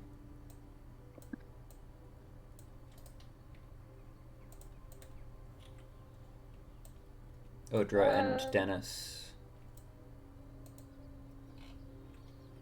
Oh, Dennis isn't here. What the heck? Where did he go? I do not know. I thought I heard someone leave, so... Might be something on his computer because he's not in the server either. Oh, true. Oh, he just texted me something. PC crashed. No.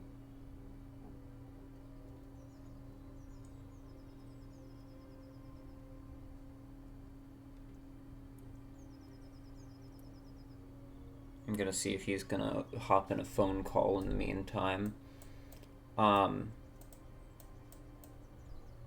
But, Odra, Craig has just dropped down and these things seem to be reacting with hostility. Are you preparing to drop down as well?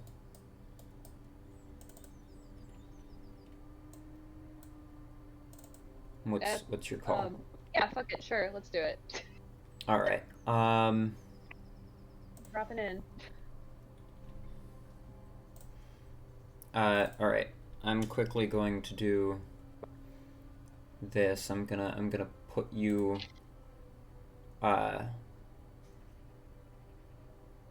in a little, like, spot up here.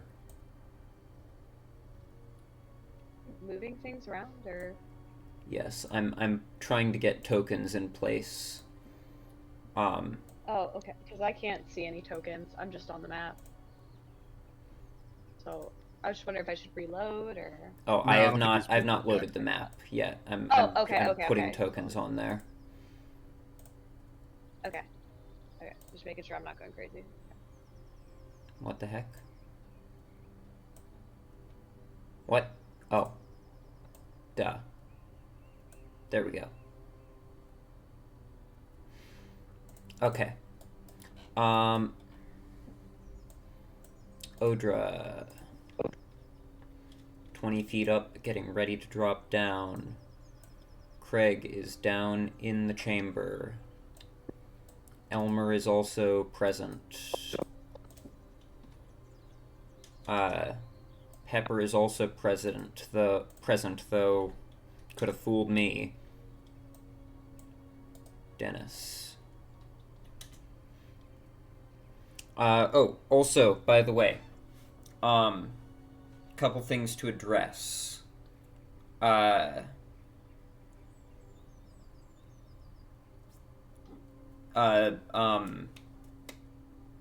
Hildak, I'm gonna say, stayed behind at Zorzula's Rest for now, but might... It said that he might come back, to Phandelver to meet up with y'all some other time. And you also all have now introduced Bessie into Trisendar Manor. So Bessie is now there in your manor.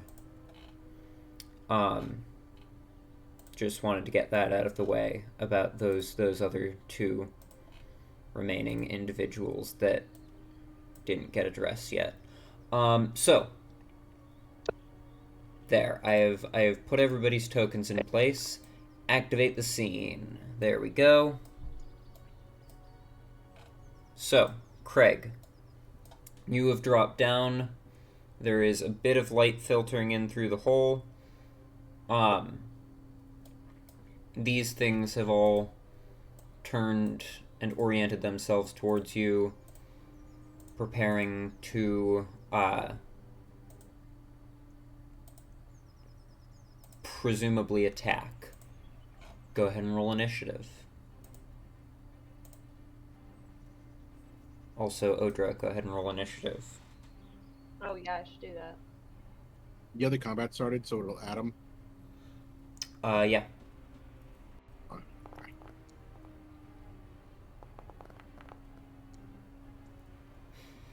Jesus Christ. And Craig, you currently have Athena following Pip, so she is not here. Correct. How about Zeond? And I usually presume he's out if we're out and about. Okay. So, let me grab him. Actually, I think...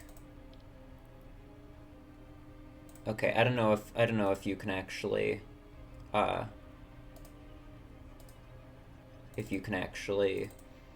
do it, so I'm just gonna do it here. Where do you want him? I assume he probably came down with you.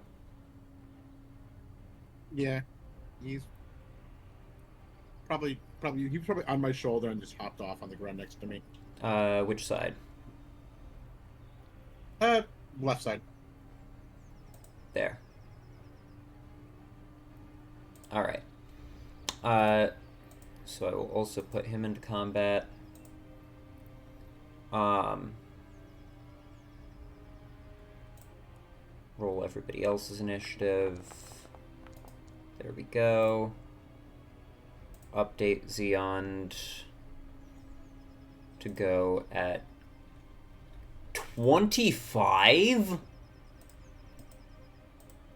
Wow. 7 in, baby. Okay.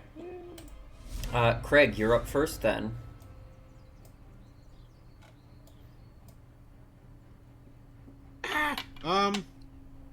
Huh.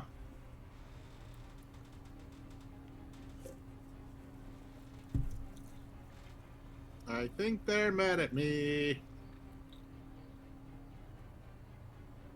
Chance. Mhm. Chance. You can't just say perchance. I can and I will. Okay.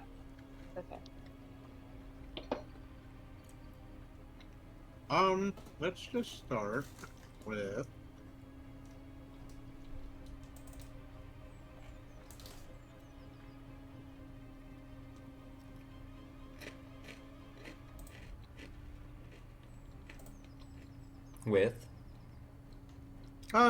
we'll do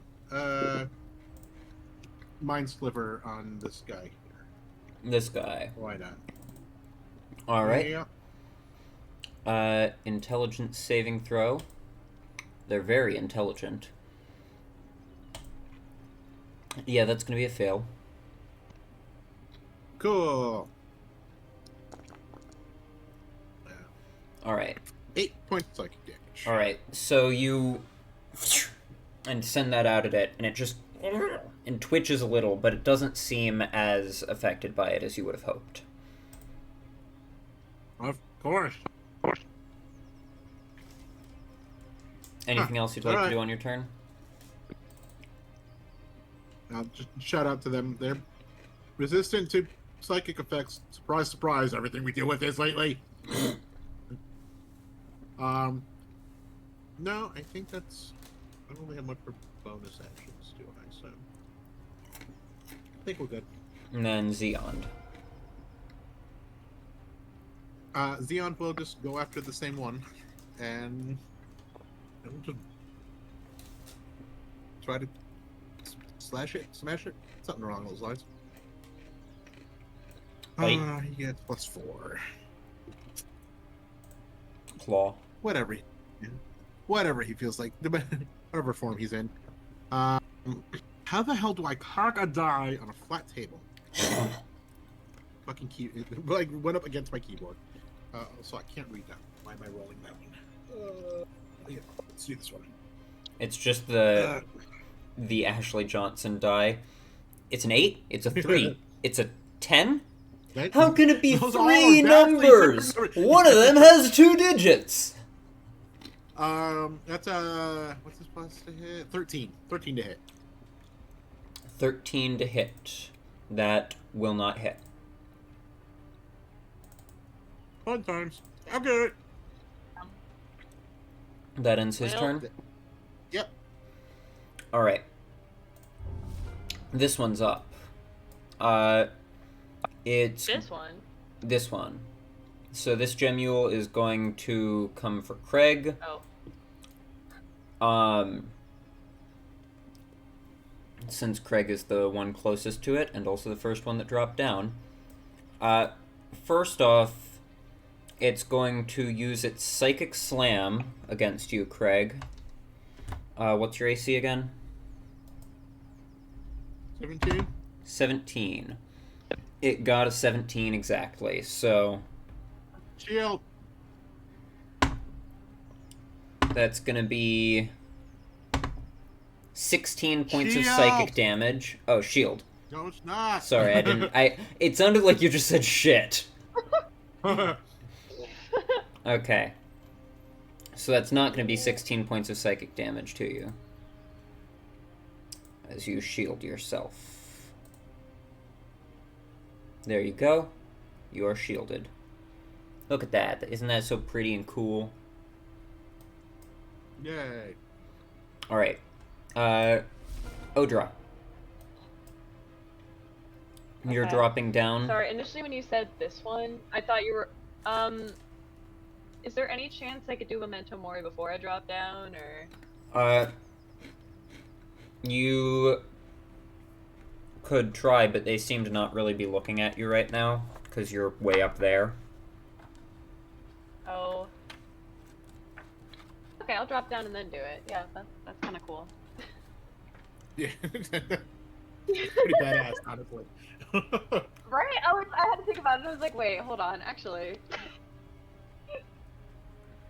Yeah, Alright, okay, I'm gonna drop down. Let me just quickly look at something. Oh.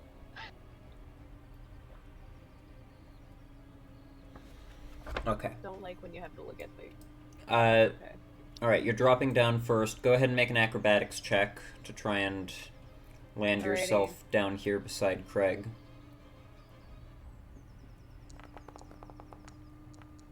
Alright.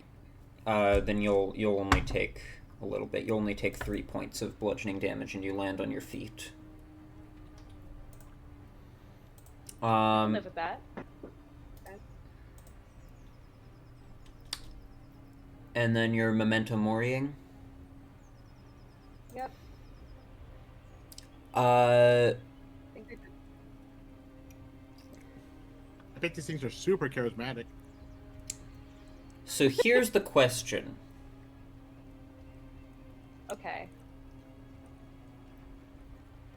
Does a creature seeing you through blind sight still count as it seeing you for the purposes of this spell? Oh. Yeah. It's yeah, it's still. I'll say it It still does, sees because it something is really still weird. technically seeing you. It has seen the word. I could do that. I could do this shit in echolocation. If needed. Yeah. I feel like True Sight may have like advantage on the save or something like that, but they're still seeing like this terrifying thing, even if it's just an illusion. It's so fucking scary. It's like, does your body have the time to recognize it's an illusion, or it's not real before, the fear factor sets in? And I mean, these things aren't smart enough to recognize illusions anyways. Fair enough. So we will say that it still functions. Also, technically Memento Mori isn't an illusion spell, so it actually is, like, physically transforming you for a moment, I'm pretty sure. Oh, that's so fun. That's so fun. Anyways, they all need to make charisma saves. That's a failure, and a failure. Let's go. Well, come on. Okay, we got an extra turn to figure these things out. Bam. Bam. And bam. Alright. Anything else you'd like to do on your turn? Not that I can think of, quite honestly. Alright. So, yeah, I'm just gonna Did you go want with to that. move or anything?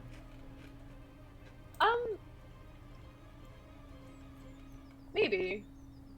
Yeah, I'll go to the left. Alright. Little sidestep moment. This one's up, but it's stunned. Dennis, at his initiative of 6, is going to drop down next to Craig. Acrobatics check. That's good enough, so he'll only take the 1 die. 6 points of damage, though. That's rough. He's gonna move to give other people some space to come down. And he'll go after this one with Green Flame Blade. So that's gonna be... he missed. Oh wait, no. At advantage, because stun. So he hit. So that's gonna be the standard damage plus 1d8, and then to the next one, 1d8 plus 5. So, that's gonna be... We'll say he's wielding with 2 hands. So that's gonna be 1d10 plus... He gets to use his charisma instead of his strength, right? Yeah.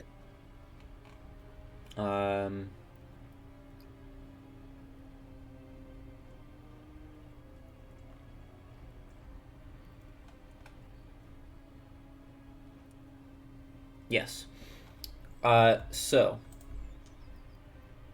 that's going to be 1d10 plus 5 plus 6 because he's absorbed a +1 weapon into his sword. So yeah, 1d10 plus 6 plus 1d8. Here, I'm just going to use Foundry's there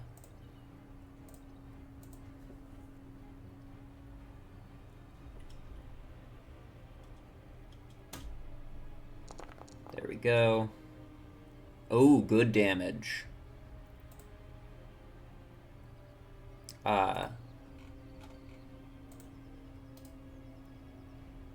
21 points of damage.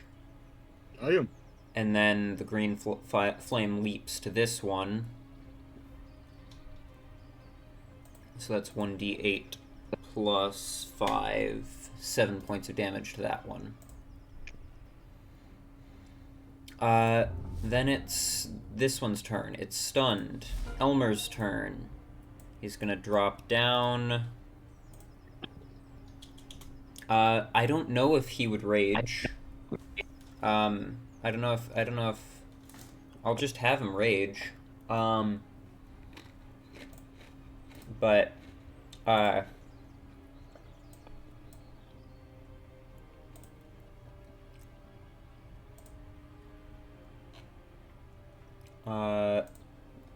so needs to roll a 1d20.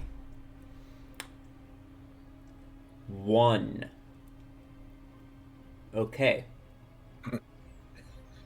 Is that very bad?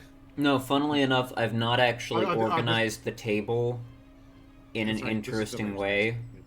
So 1 is not bad, even though I probably should put one of the bad ones into that spot. So first off, he is raging. Oh,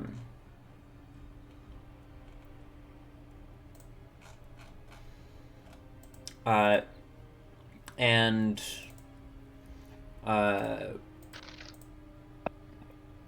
need to roll a d6 for him then. Only one.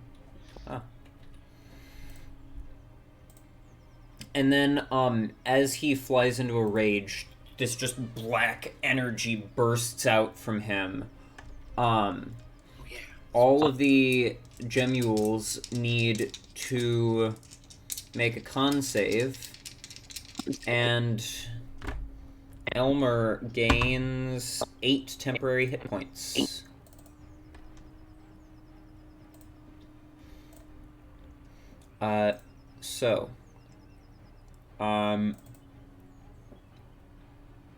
What is his DC? I believe it's con-based, so that would be 8 plus 3 plus 3 is 14.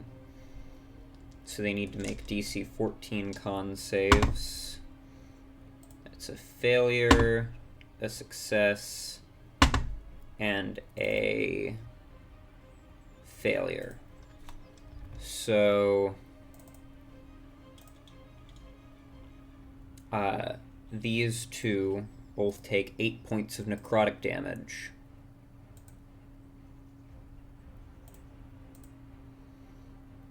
And then for his turn, because that was just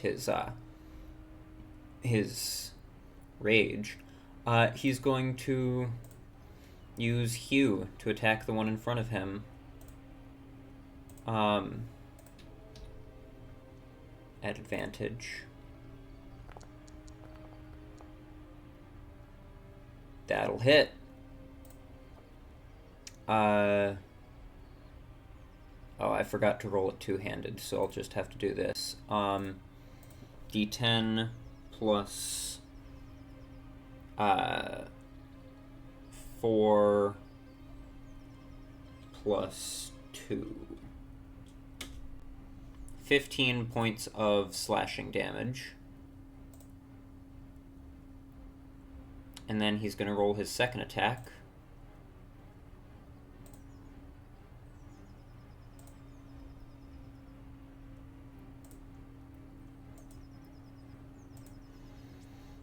Two-handed this time. Roll it properly. There we go. That'll also hit. For +1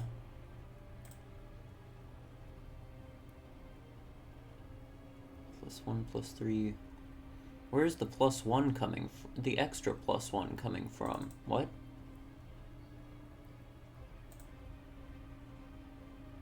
I'm confused. Why is he getting an extra +1 to that damage?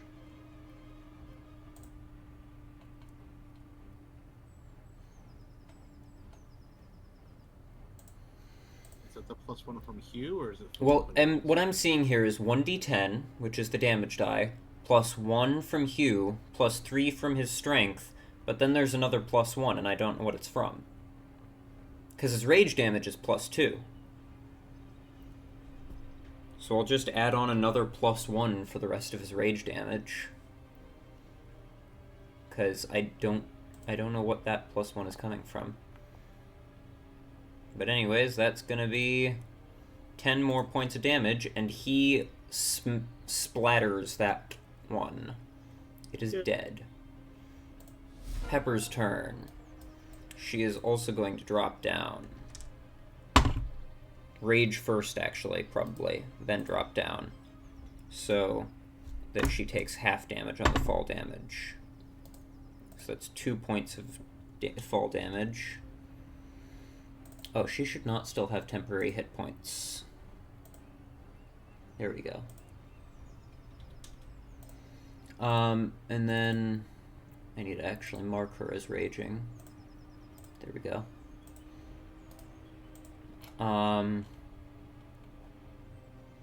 She's just going to start attacking this one in front of her.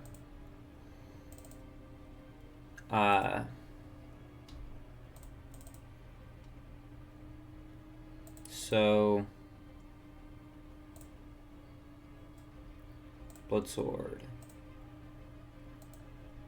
Two-handed. At advantage. Oh, hey, look at that. It had a cool animation. Oh. So that's going to be a hit. Add on the extra damage there.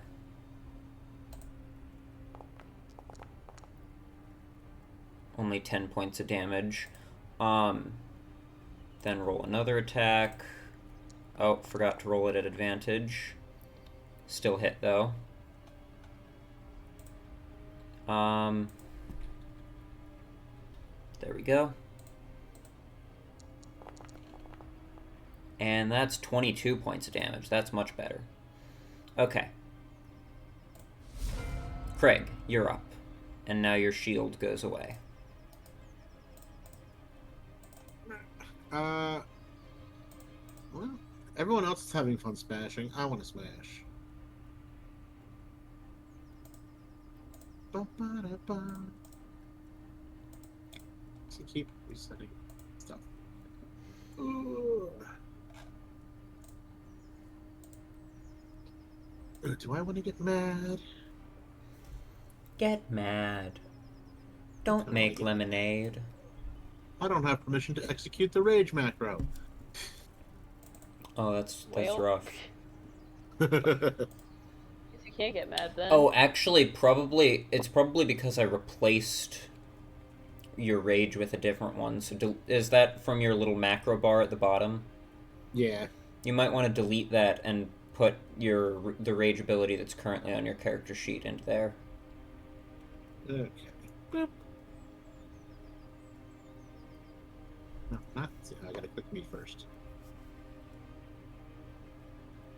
Oh, also we'll say that overnight during the long rest, Dennis attuned to his Ring of Mind shielding, so... I'm trying to be mad. I don't know if does it actively do anything? Did it expend the usage of it? It did not. Okay, you might just want to click it in the character sheet like that there. And then I will apply the... Oh, I already clicked it in the character sheet for you. Well, here, I'll just put it back. Can you not do that? I can click my own button, sir. No. There, I put it back.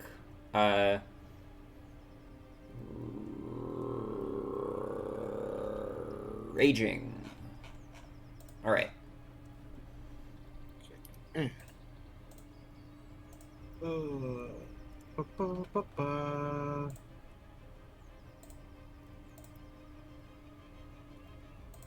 No, that's not what we're using it for. And... Oh, you're attacking with the spider staff. Yeah.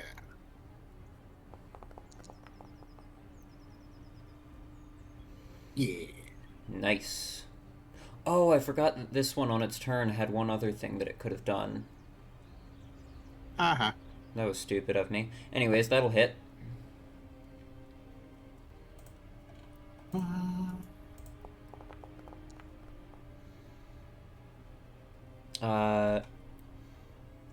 It did not add the extra poison damage. I apparently don't have that on there. Yeah. Yeah. So, there we go. It doesn't get a save against it, right? It just automatically deals it? Yeah. Yeah. Okay. And you didn't add your rage damage. So actually it's plus 2 more. It's 9, 10, 11, 12, 13, 14. It didn't give me an option. There should be a little situational bonus thing where you can manually input stuff. I didn't have a rage thing there, but you could have. I know there should be, but there. Oh, there it is. This looks different than it did before. Okay. Okay. Apply damage, and then apply damage. Yeah. That last 2 points of rage damage is what did it. Yay! Smash. That end your turn? Yep. And then Xeon. I didn't even roll that with advantage. That's funny. Xeon will after this guy. Can't read that one.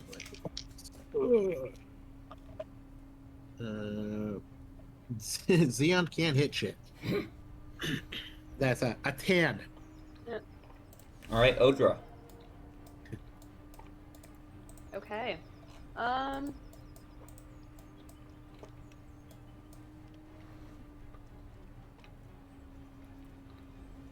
know what? Yeah, fuck it. Guiding bolt. We're doing that.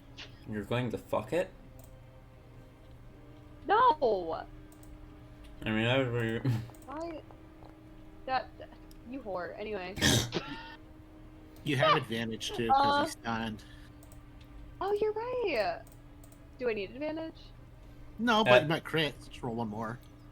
This is a fair point. Okay, I'm just gonna... Because that'd be hilarious. This would be really... This is true, that'd be very If you hover over the thing and press T, by the way, it'll specifically target it. Over the enemy.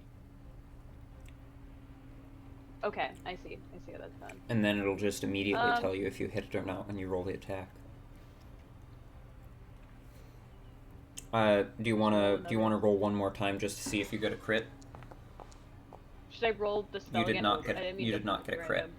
Okay, but you did still hit, so you can go ahead and roll the damage if you'd like. Hooray. Oof, ow. It's 11 points of damage to it, and it is currently marked with Guiding Bolt, so the next attack somebody makes against it has advantage. Does that end your turn? I think so, yeah. Alright, then it's no longer stunned, and now it's finally its turn, and it actually gets to do something. So it's going to move to here, towards Craig. And that's still within 5 feet of Xeon, so it's not an opportunity attack situation. Craig. First off, it's going to use its Psychic Slam against you.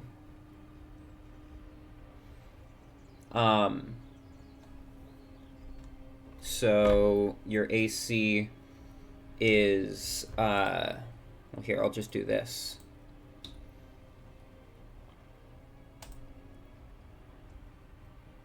What happened there? What?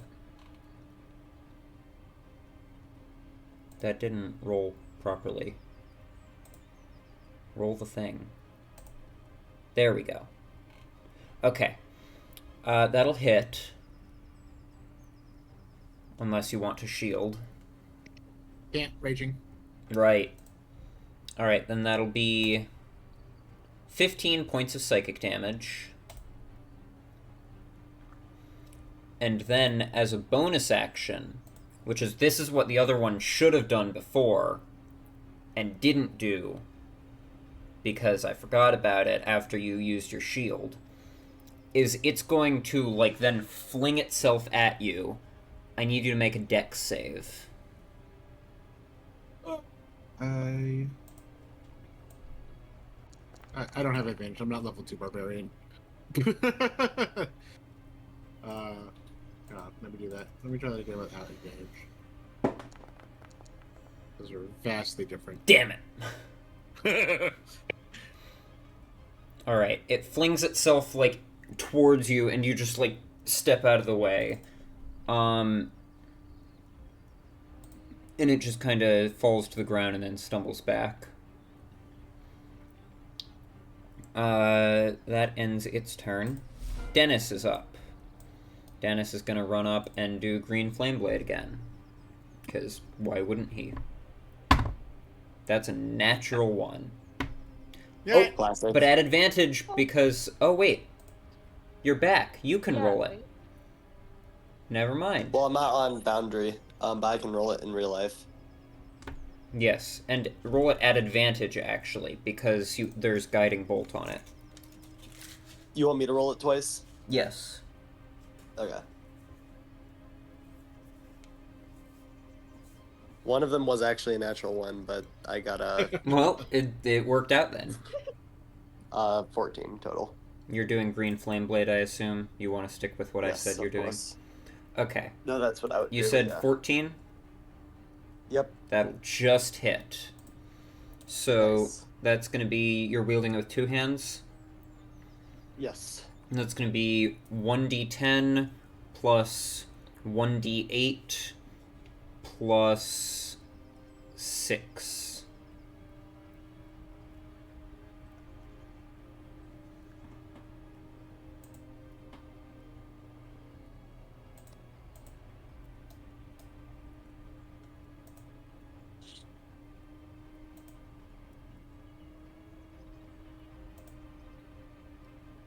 so you can go ahead and roll that. Roll what? My damage? Yes, 1d10 plus 1d8 plus 6. Solid. 8. And then 14. Plus 6? Yep. 19. 19. You say 14 plus 6 is 19? No, it's 13. Okay. I thought 7 plus 6 was 14 for a second, then I'm like, no. No, that's not how that works. That's not how math works. There we go. Anything else you'd like to do on your turn? No, thank you. Alright. Then... Old Man Elmer is going to attack it with his axe. Okay, and it's no longer marked from Guiding Bolt. So that's normal. That'll hit for... Whoops. That's not quite accurate. Needs one more point of damage. There we go. Seriously, where is that last +1 coming from?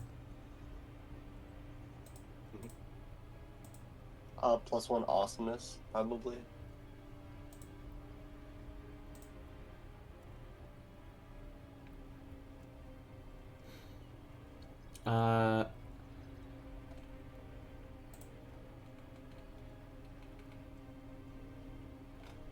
I'm so confused. Oh! I think I figured it out. There we go.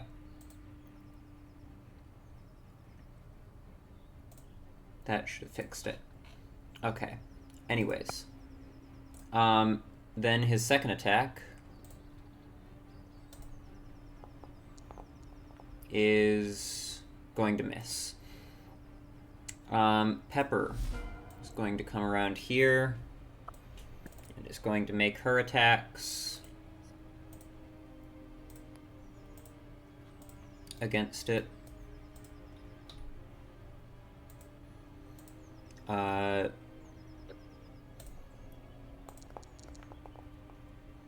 That is going to hit.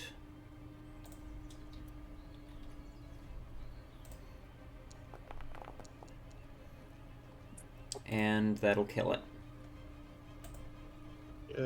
She just chops it in twain.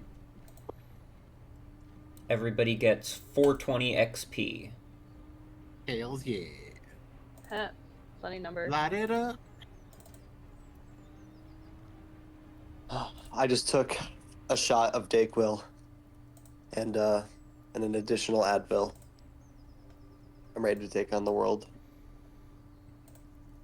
Alright, so. Okay. Now that those are dead, what would you all like to do as you find yourself 20 feet down in a hole in this dwarven structure? Also, those would Craig, would you like to be using bonus actions to keep your rage going? Yeah. Okay. While that's going on, you look around this main room that you are in, find a fireplace that is stocked with wood but is not lit, a table with a handful of chairs around it,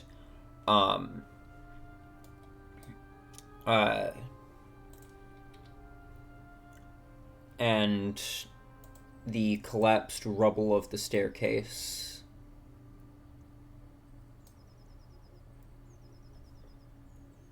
There's also a bookshelf next to that collapsed rubble.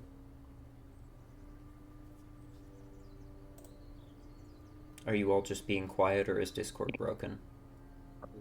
letting you finish the description. Okay. We say Just anything. making sure there wasn't That anything else to say. that is what you find within this room. The rubble, the unlit fireplace, the table, and the bookshelf. I'll go take a look at the bookshelf. All right. Push Elmer out of the way, and look over the bookshelf. What languages do you speak? You do not speak Dwarvish. Not Dwarvish. Looking at all the spines, pretty much all of the books seem to be in Dwarvish. They are covered with a healthy coating of dust. They look to be very old. Some of them, the pages are like, some of them you would feel hesitant about trying to, like, open and read. At least without first casting something like mending on them to preserve them.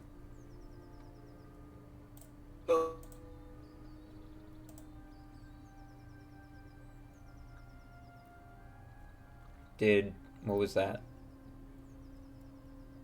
Did Discord cut out, or... Hold on. I think you Discord might be cut having out issues there. on your end. There we go. But Right. Dennis could read it if it's mended. Yes, Dennis can read any languages. Dennis, you can go over and look at some of the spines if you'd like. Sure. Is there anything that's sticking out to me? Anything that looks important? Looking over it, you see a fair amount of, like, religious texts. You see a couple of just, like, books about dwarven history, some about stone carving. Most of it is religious texts. Gotcha. And I'll relay that to the party. And most of the religious texts, go ahead and make a religion check, actually.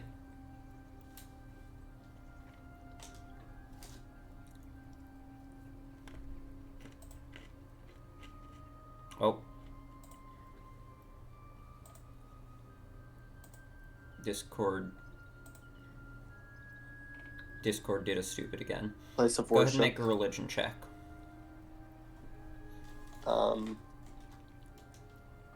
16. 16. You don't recognize everything, but you do notice that a fair few of the books seem to be religious texts about Dumathoin, the dwarven god. Or specifically, the dwarven god of mining and gemstones and secrets. There are multiple dwarven gods, but when I said the dwarven god, I meant as opposed to, like, human god or Yes, of course. elvish god. Thank you for the clarification. Well, So you relay that information to... yeah, it seems to be some sort of possible place of worship for, you said Dormathog? Dumathoin. Dumathoin. For Dumathoin, the dwarven god, as opposed to the human god. Not that there is a human god, but you know.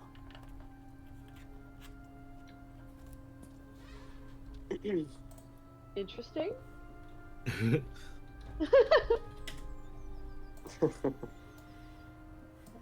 Dennis is an atheist. In a world where there is verifiable evidence of gods existing. You know Dennis. He's not the brightest of the bunch. His intelligence is 16. Well, is he the smartest then? No, but... Then he's not. So he's not the brightest of the bunch. He's not the dimmest of the bunch either. Yeah, he's highly intelligent. Actually, it's just you can't tell because Odra and Pepper are tied for the. We don't need to talk about that. Dennis is like an awesome graphics card, like just the best graphics card, and then I'm like a really crappy CPU just bottlenecking the character.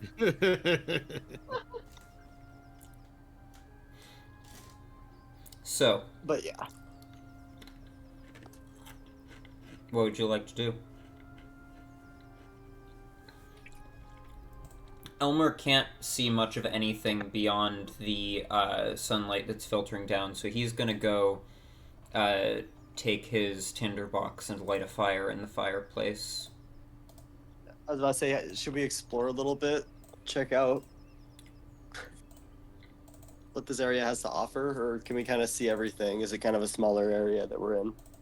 There's like 3 other rooms or like areas we haven't looked in, so. Yeah, I feel like maybe we could start exploring the nearby room. I mean, I shouldn't make too many decisions though, because I'm about to head off to work, so I don't want to make like the decision of where the party goes. Craig, you head up into the upper area and find that it is a bedroom. It's got a wardrobe, a writing desk, a bed, and a clothes chest.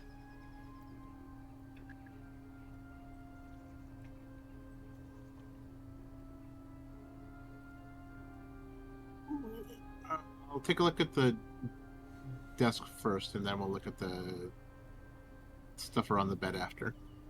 Alright. You go look over at the writing desk. There's some pieces of paper scattered across it, though nothing appears to be written on them. There is an old ink pot that was left uncapped, and the ink has long since dried up. And then, like, gotten covered up with some dust. And there is an old quill lying there.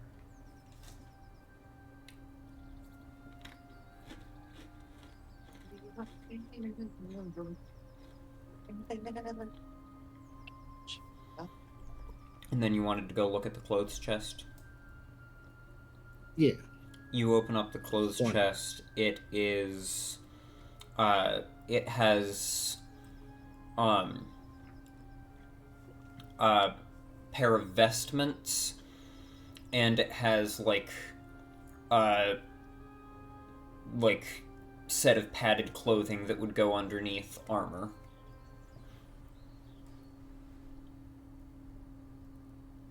Cool. Alright, peace out, y'all. See ya. Bye. Have fun, defeat the monsters. Maybe Odra will show up as soon as I'm like actually ready to leave fully. Odra's already here. Yeah, Odra, where the fuck are you? Or not. Dog, I don't know. Where is Odra? Jeez. I see. Oh, okay. Alright, what would you like to do now? Odra, what are you doing while Craig is looking around in that room? See, what else is in this room? What else is in this room? Because I can't also stare at the bookshelf, so... I mean, you can stare at the bookshelves, but you're not going to glean much because you don't speak Dwarvish. This is true. Can I check out this room down here? Alright.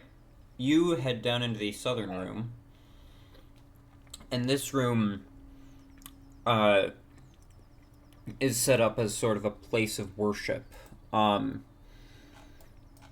You see what appears to be a shrine to Dumathoin, with a skeleton lying next to it, and a journal lying next to the skeleton. Oh. Oh, I didn't put down the journal as an item pile. Oh well. Okay. Can I still pick up the journal? Yeah, wait, let me quickly, Okay, yeah.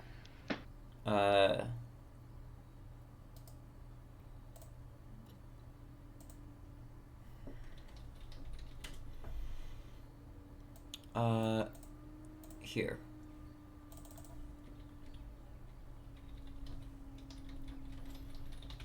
But you go over and pick up the book. It is a journal. It is written in Dwarvish. Okay, that makes sense.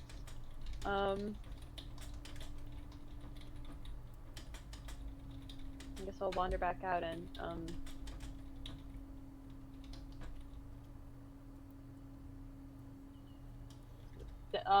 Dennis speaks Dwarvish, right?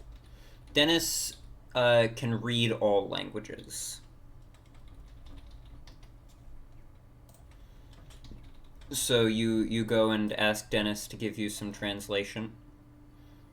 Yeah, that's what I'm gonna do. Just like, here's some light reading from you. Found it from a dead guy. Alright, so the book contains the following information. It is a journal that once belonged to a dwarf named Marthungren. Marthungren was a paladin of Dumathoin. What the heck? Marthungren was a paladin of Dumathoin who excavated this home more than 60 years ago.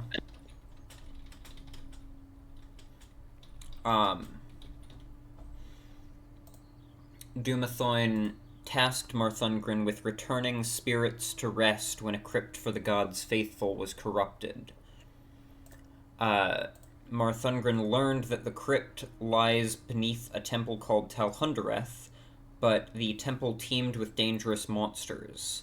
The crypt is protected by a lock with a puzzle that Dumathoin's faithful could solve far easier than others. However, the journal does not include the answer to the puzzle.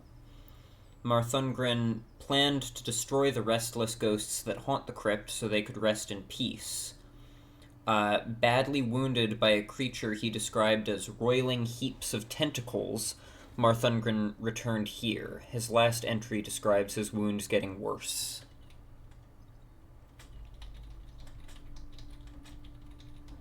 Huh.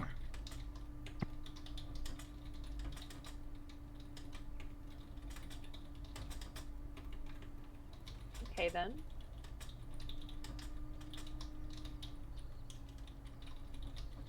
Well, that's the convenience. That's good to know. One of the places we're going to is currently infested with You don't know ghosts. about currently. Oh, well, yes, ghosts currently.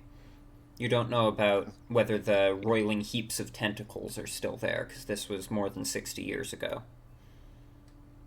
But you do know that the 60 years ghosts ago, they are were- presumably still there.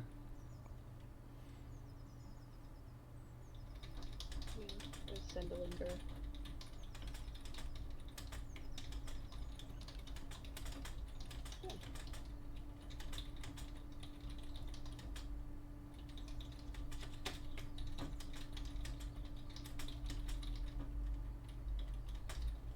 No, it's something we didn't know before, at least. More information the better. Creatures are very curious, though. Like nothing I've ever seen before. Why were they drawn here?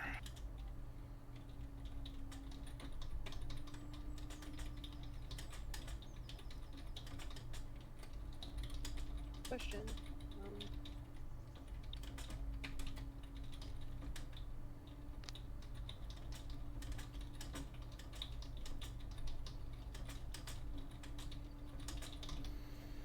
Alright, I have completed Marthungren's journal as an item. Who would like to keep that in their inventory? I'll take it. Finders keepers. Alright. Yeah. Okay. Woo. I can't read it, but I've put that into your inventory. okay.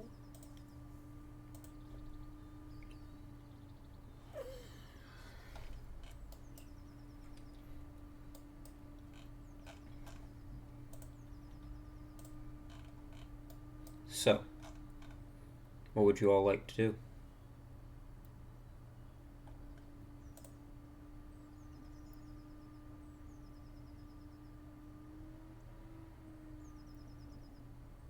Are you not talking, or can I not hear you?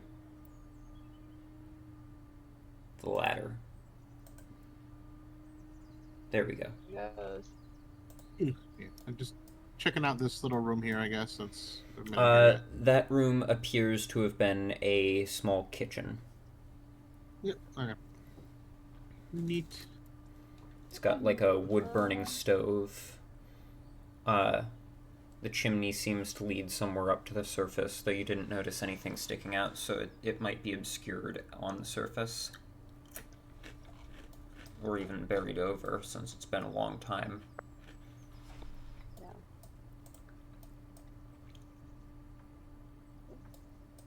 Alright, well.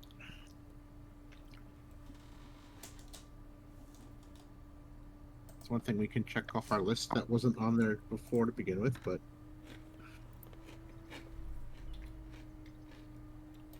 Alright. I think we're done here. Yeah, we have more information now, and yeah. I don't think there's much point lingering around. Yeah. Okay. Alright. So you all wish to depart? Yeah. How do you go about getting out? Yeah. I mean, there's got to be an easier way to get down here somewhere, right? I mean, the stairs, but they collapsed. Oh, yeah. Shit.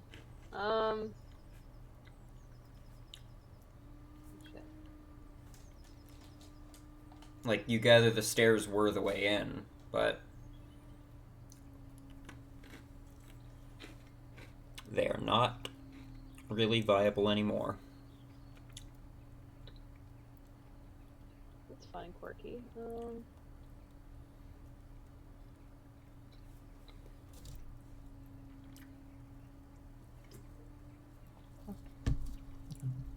I'm sure Dennis can just toss Pepper up through the hole, and then she can let a rope down, and we can climb up. Dennis can? His strength is 11. I want him to try anyway. I'm sure he thinks he's stronger than that. You have Dennis try. I will roll a strength check for him. He rolled a 5. Awesome. So he, like, with her wearing the armor and stuff, he is like... Damn it.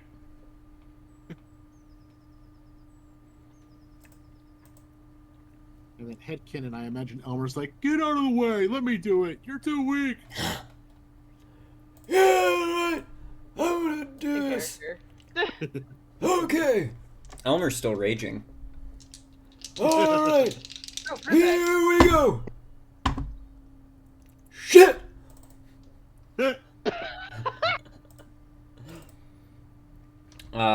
He got an 11 plus 6 is 17, which is not bad, but not enough. So he tosses her up, and she, like, gets close, but then falls back down.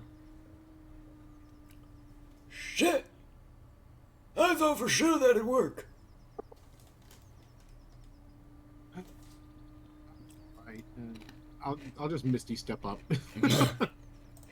Fair All enough. right. Okay. You Misty step up.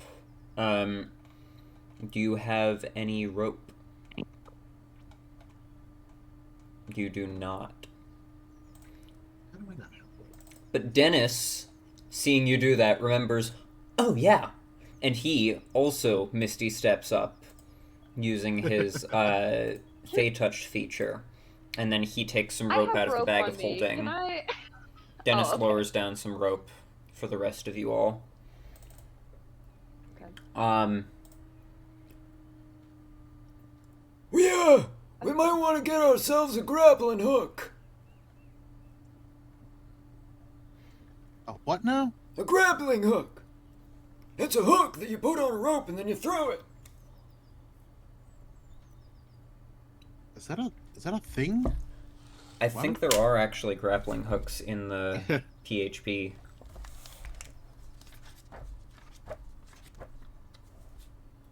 Yeah. 2 gold pieces. Oh. Neat. That doesn't mean we know what it is, though. Yeah. Yeah, Craig Yeah. probably hasn't done a lot of, like, caving and parkour and things that would require him to be able to get to different elevations aside from what he's gone through with you guys.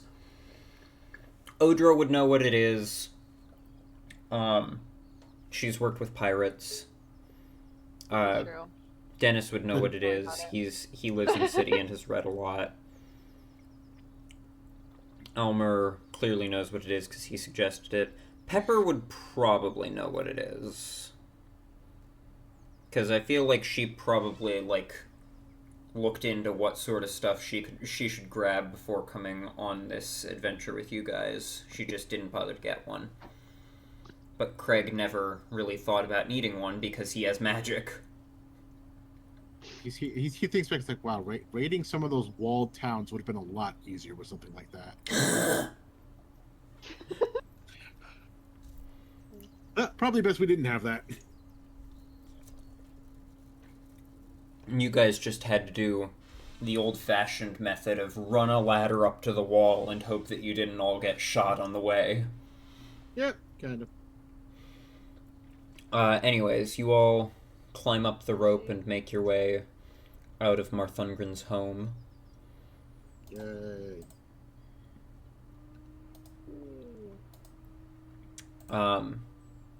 Lundgren. Yeah. I look at my map and make sure the area is grayed out. So we got everything. Yep. All right, back to town! Dun dun dun dun dun dun dun dun dun dun dun. You make your way back to town.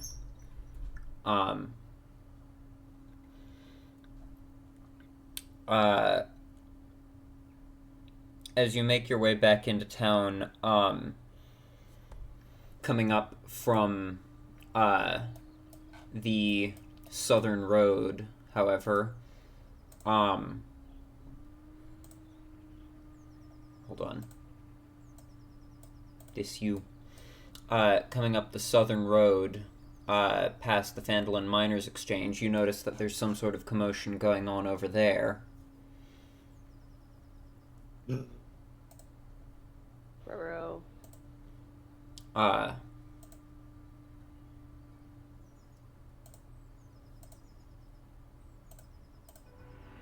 Whoops. Whoa, that's loud. Damn it, I had a song called Hidden Sanctuary in my music, and I didn't put it on when you guys found a hidden sanctuary. Anyways, you make your way up into town and see that there's some, like, commotion going on near the Phandelver Miners Exchange.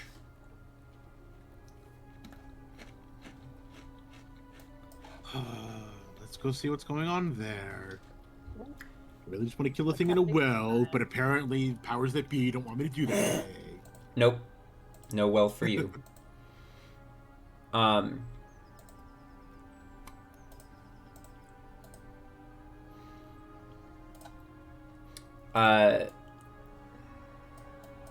Oh, I still have Cloves token on this map.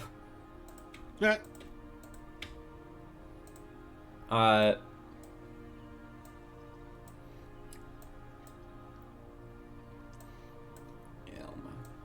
Pepper. There we go.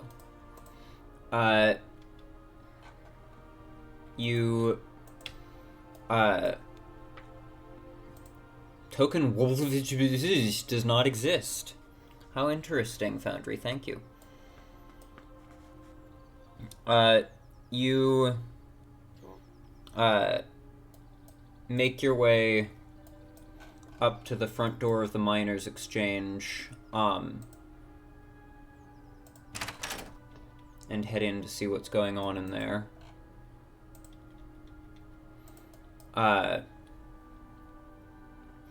And shoot, I'm gonna move some stuff around. For once, Halia is actually not in her office in the back, but rather is up front talking with some of the other workers.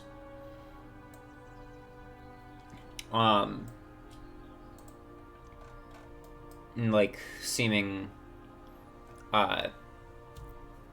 worried about something. Also, you notice as you approach, oh wait. I just noticed Discord was being bad. Anyways, you also notice as you approach, the entire building is slightly crooked, like slightly slanted, which you, Craig, with your high passive perception, notice is because you remember this was one of the places that had been attacked by the goblins, and it looks like the black stone piece, the obelisk shard that they took from here, had been being used as a keystone for a cornerstone for the building, and the goblins taking it has just offset the entire building. And now, but that doesn't seem to be what they're talking about as you come in. Also, you're no longer raging. You traveled all the way back to town. That took more than 10 minutes. So, what would you like to do?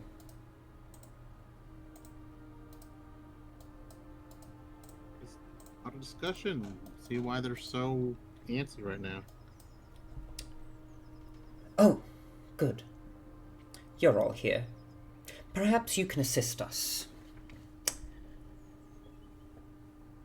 One of our mining crews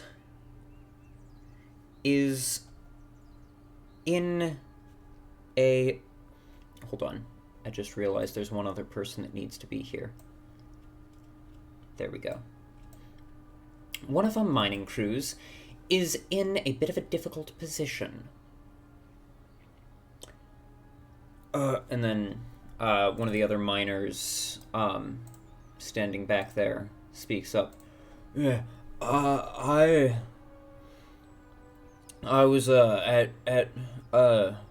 working at Hardy Hammer Mine, and we were mining there, and then we encountered this walking shrub with these strange powers. It lured old Wallen Creve into a cave. The rest of us followed him. Well, most of them. I rushed back to town instead. I did not think it was wise to be following it in there. That thing might have killed them by now, but even if so, it still needs to be dealt with so that Hardy Hammer Mine can be used again, and I mean there's a chance they're still alive, and if they are, they need rescue.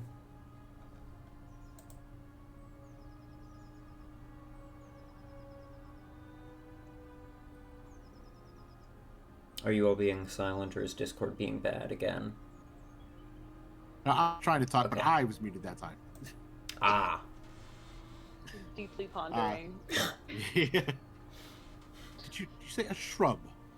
Like a shrubbery, like a plant? But a big one. Big walking one. I guess that wouldn't be the craziest thing I've heard of. We did see those little twig ones that were very violent.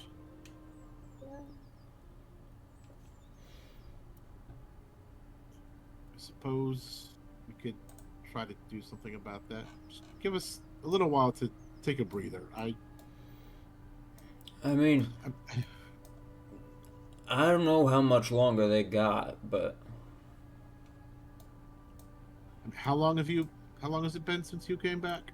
I ran back here from Hardy Hammer Mine. Well, ran isn't quite right. I rode. But it's a good ways. It's like a day's travel. Another a day. Here, Well, you got a map there, right? Let me mark the location on your map. so that It's you gonna take us a can day. so I that you just want can to take a select the short rest quest when in I'm your. at half health. I don't Let me mark the location on your map so that you can select the quest in your quest journal, and you'll have a little marker up there on the bar to follow. What in the world are you talking about? I looked at Thali. Are we sure we can trust him? He seems a little sketch. He takes your map and marks this location down here as Hardy Hammer Mine.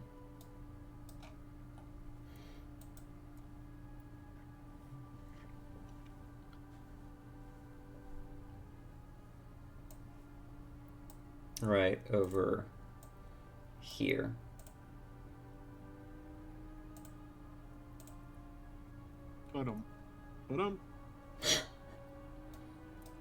So, what would you like to do?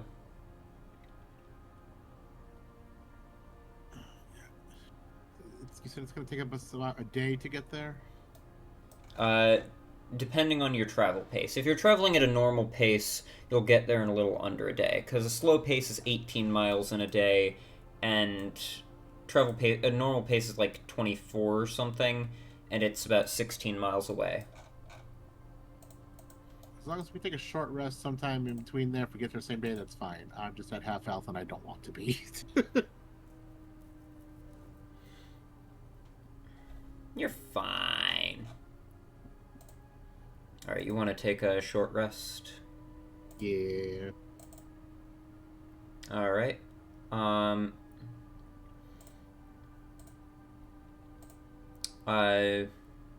Then you all can go ahead and short rest up in the town. Where do you go for your short rest? Just back to your manor? Yeah.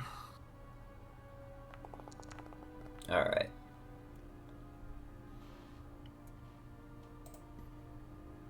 You're up to 46 now. Odra, are you also short resting? Yeah, I'm short resting. Alright, did you click the button on your sheet? Or do you want me to? Oh, no, I got it. Figured it out. Alright. Okay, that's good enough. You spending any hit dice? I'll spend one.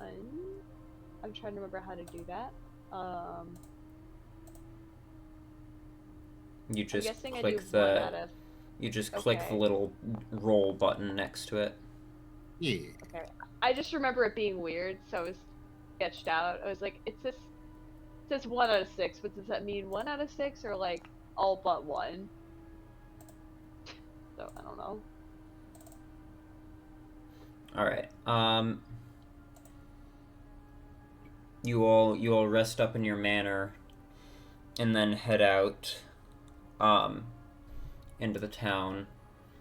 As you're walking through the town, heading towards the southern road, you do overhear some people talking about a strange greenish glow coming from Adermath Orchard, though.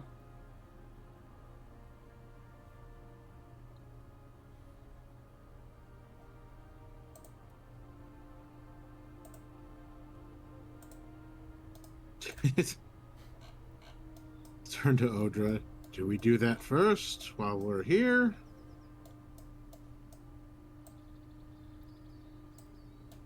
Here. Might as well. Yeah. We do like them. Might as well make sure like they're them. okay. Alright, so you're heading up to Adermath Orchard. Yeah. Alright. As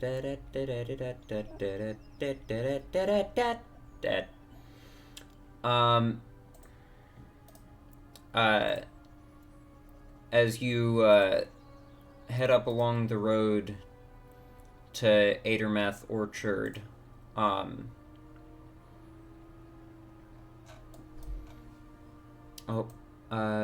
let me just quickly clear up some of the tokens that are here. I've still got the corpses of the goblins from when you fought some psionic goblins there. Hey. as you head up the road to Adermath Orchard, you see that Darren Adermath is actually like going around the house, like strapping on his short sword at his side and pulling on a quiver, getting ready to investigate whatever's going on. Oh, good. You're here to help, then?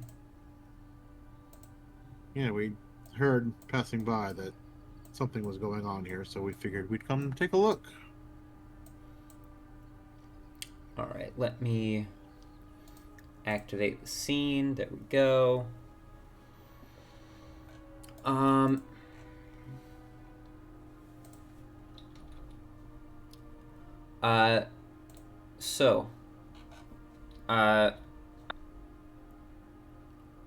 Hold on. I'm pressing all the wrong buttons. Happens.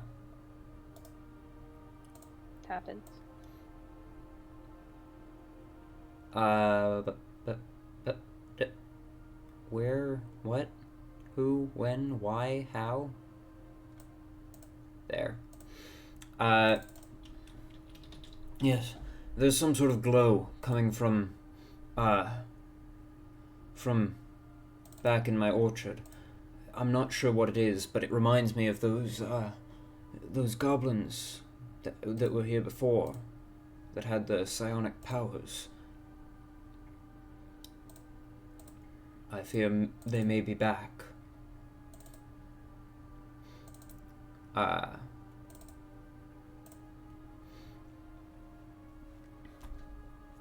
on. Now that we're back in town, I'm gonna have Athena do a flyover and see if there's anything she can see. Alright, go ahead and make a perception check for Athena. There you go. Athena. 16. 16.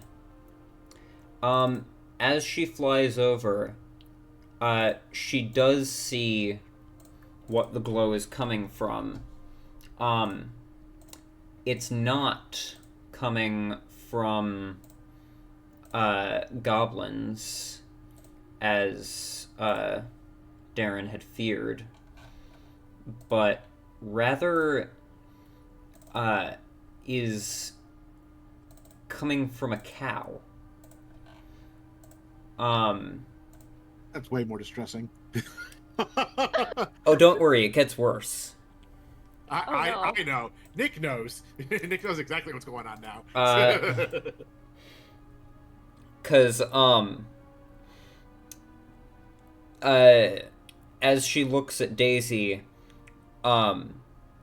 Daisy the cow, you, through Athena's eyes, notice tentacles occasionally like sprouting and slithering out from Daisy's body and then retreating back into her skin without leaving a mark.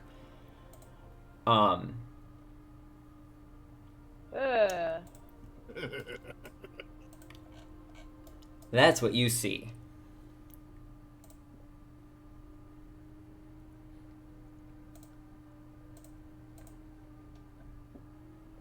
So, Yep.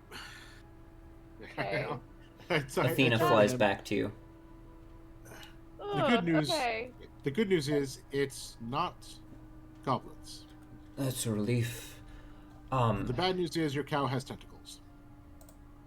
I don't own a cow. Well, the worst news is there's a cow with tentacles in your yard. I see. That's concerning. Cows are not supposed to have tentacles. Or be in your yard. No. Neither.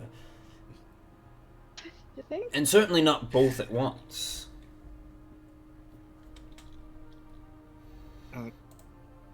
She didn't seem in distress or anything. I mean, she didn't seem pleased to have tentacles sprouting out of her skin.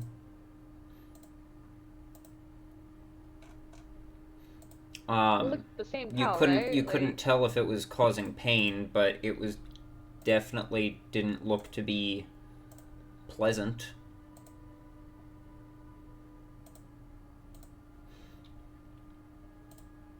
Well,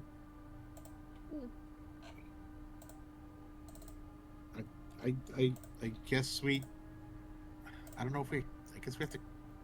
I don't know if we have to kill this thing or not, but at the very least, we need to go. We have to do something with it. All right. So. Okay. What you gonna do?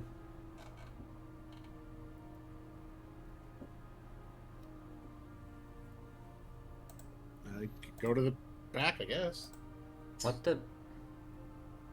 I am confused by what I'm reading in the book, but okay. You all travel with Darren towards the back of the orchard, moving as one. Uh-oh, there's a tree trunk in the way. Oh God! There we go. Not the tree trunk. Sure. All right.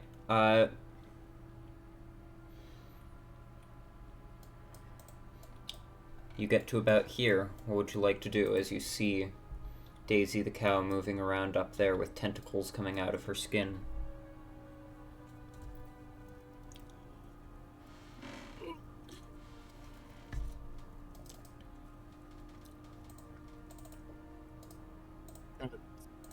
Step away from the group a little bit. Okay. How you doing, girl? Yeah, that sounds pretty rough. Can you understand me right now?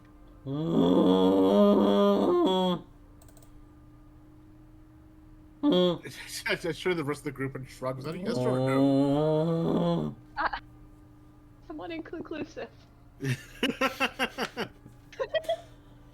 What?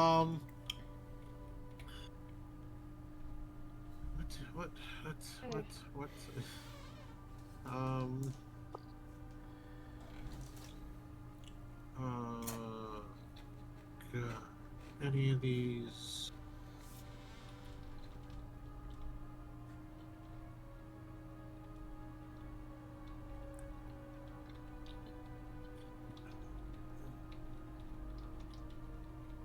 I guess, you know what? Fuck it. I'm just gonna cast Mind Sliver and see what On the happens. cow? Yep. Odra seems displeased by that. No, it's fine. I mean, maybe I can force. If it's like a possession thing, maybe we can force it out somehow. Exercise the cow? Yeah. I mean, that's gonna be a 1. Oh. Daisy's very intelligent. 4 points of psychic damage. And as soon as you do that, and just a bunch of gray, like, goo spews out of her. I'd like you to please roll initiative.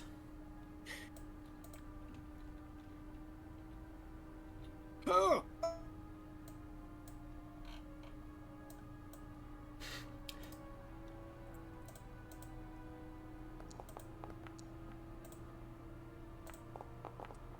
Your audio just kind of cut out after you went, so I just heard, and then... Odra's dice got in the way. I almost had a 16 and then it rolled over. My bad. Damn, Odra, you should be ashamed of yourself. Okay, well. Darren has the top of the round. Oh, also, I should update him to be friendly. There we go.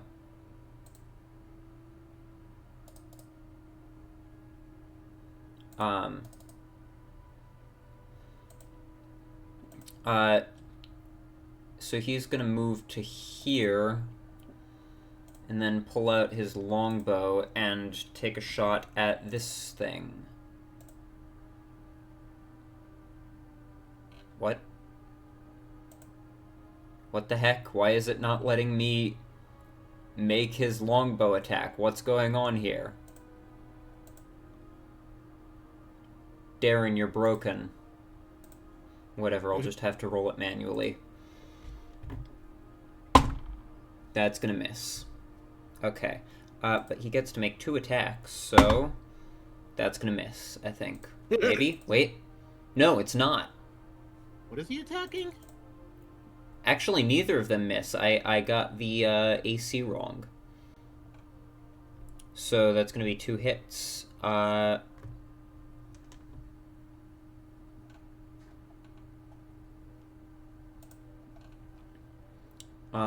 So that's gonna be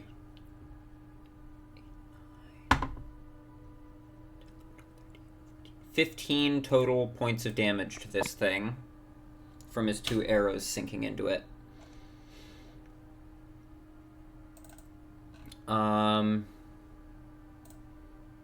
Dennis is up. Dennis is going to... Actually, wait, hold on. Dennis is going to move 5, 10, 15, 20, 25 to there. And green flame blade on this one. What was Darren attacking? This. Right in front of you. Okay. Dennis is going to green flame blade. That'll hit. So that's going to be 9 plus 6 is 15 points of slashing damage plus 1 point of fire damage.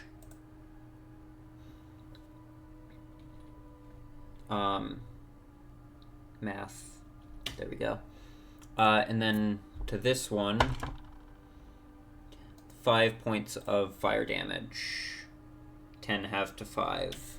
As the fire seems to have less of an effect on it than you would hope. This one's turn.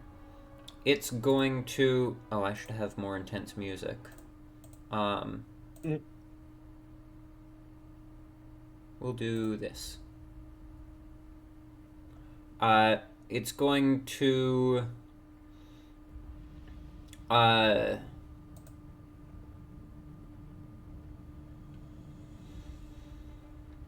it's going to, turn and stare at,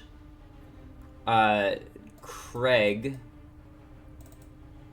Well, stare is not quite the right word to use here, as it doesn't have eyes and it doesn't turn. But it's going to, like, kind of ooze towards Craig. Craig, I need you to make an intelligence saving throw. Alright.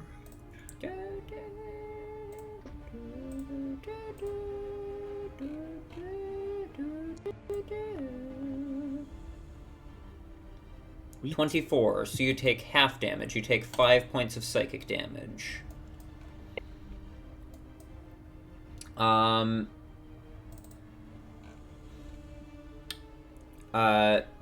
Then that's gonna end its turn. Elmer's up. Elmer's going to run up here, rage,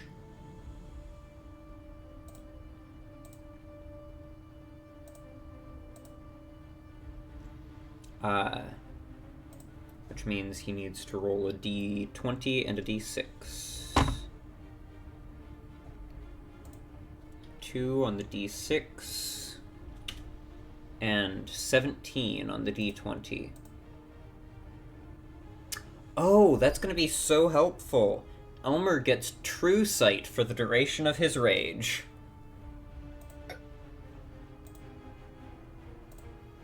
No illusions are going to be fooling him.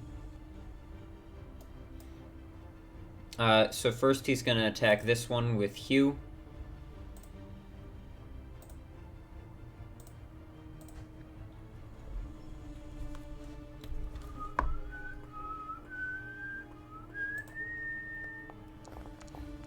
That's going to hit for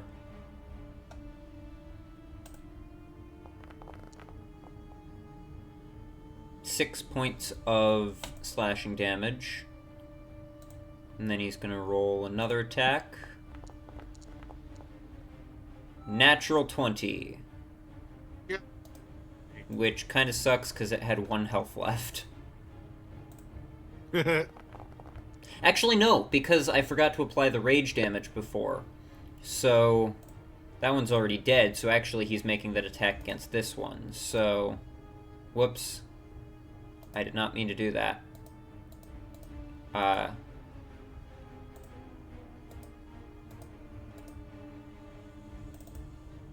What did I just,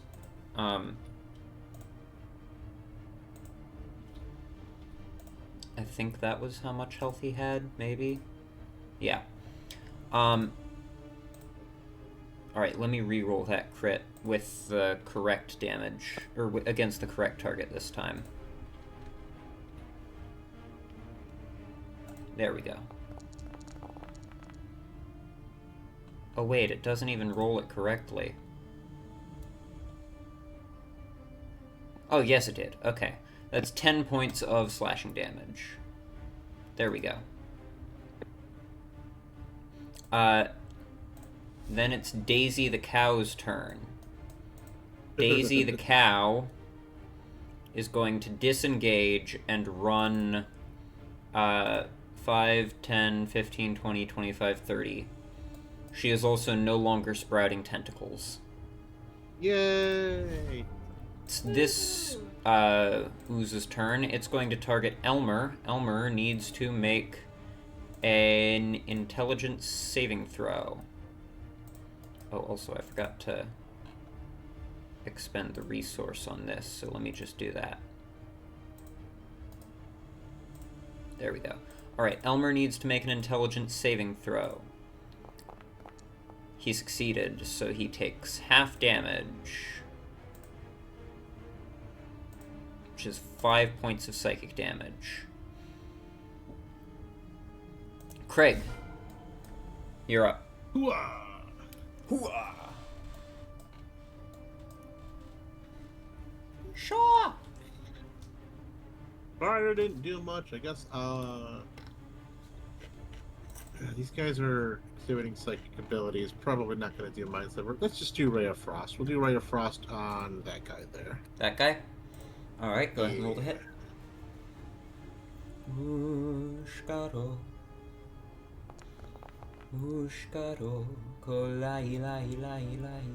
That'll hit. Bing. Wait. Alright. 14. Alright. That also doesn't seem to have as much of an effect as you would have hoped. Yeah, I'm not surprised. Oozes, man. They got a lot of resistances. Anything else you'd like to do on your turn? I'll just back up a little bit, and that's it. Alright. Pepper.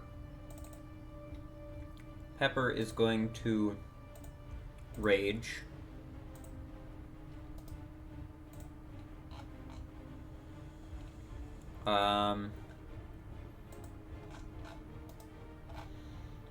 Run up here to this one up at the top, and then reckless attack it. Because reckless attack, she gets the extra damage.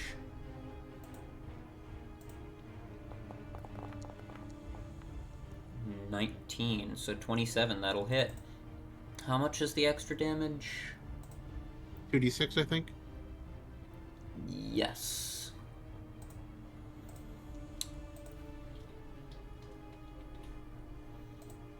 There we go.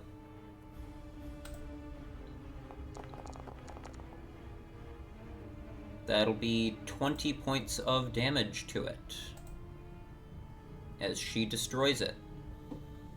Just chops it in two and it kind of dissipates. And then she has another attack, so she's going to run up to this one. Reckless attack. That'll hit for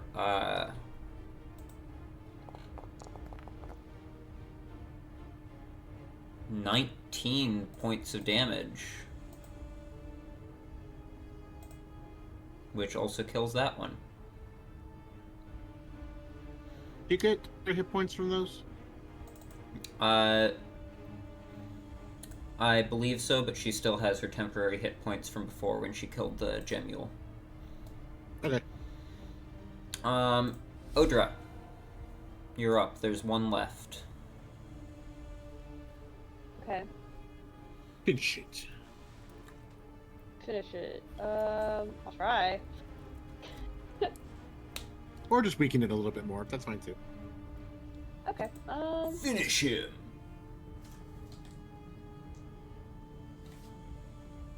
I just remembered I have the command spell, and I just thought of one that I don't think I can give, so I'm not gonna do that.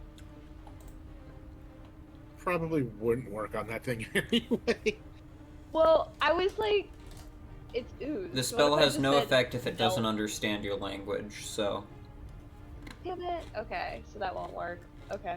What command were you thinking of, though? I was gonna tell it to melt. I was like, I don't know if I can do that. But it is ooze, It so says like, no way. command cannot does not work if it is directly harmful to it. Okay, but like, would it be Define directly harmful. I was gonna say, Yeah, define what is harmful. harmful in this? I mean, depends on how you define melt. It could, like, just dissipate and then reform a turn later, but if you wanted it to actually, like, fully get rid of itself, it couldn't do that. Like, that would be like commanding somebody... That would be like commanding somebody auto-defenestrate. Like, unless they're on the ground floor, they're not going to do it, because it would be directly harmful. So command word deatomize. That just doesn't work. Damn it. Command word auto-cannibalize. Oh no. I feel like it could be cool if you could, like, upcast command at a higher level to make it do things that are directly harmful to itself. Or add more words. Yeah, that could also That'd be be cool. terrifying. But then, of course, Yeah. I mean, you kind of can do that, because if you cast... at 9th level, you can just cast Power Word Kill. So, that's basically just command, but directly harmful. Anyways, what would you like to do? We're just gonna Biting Bad. Golt? Oh, Well, that's embarrassing. Anyway. that's, You want to know the worst part? Use a spell slot for that and everything, girl. You want to know the worst part? Damn it! Why did I do that? Sure. That would have hit. A If natural it one wasn't is a an natural one, auto-fail. But 8 is the creature's armor class, so if it wasn't for the fact that it was a natural 1, that would have still hit. God damn it! Are you fucking kidding me? So that's And fun. I hate this game. Anything else you'd like to do on your turn?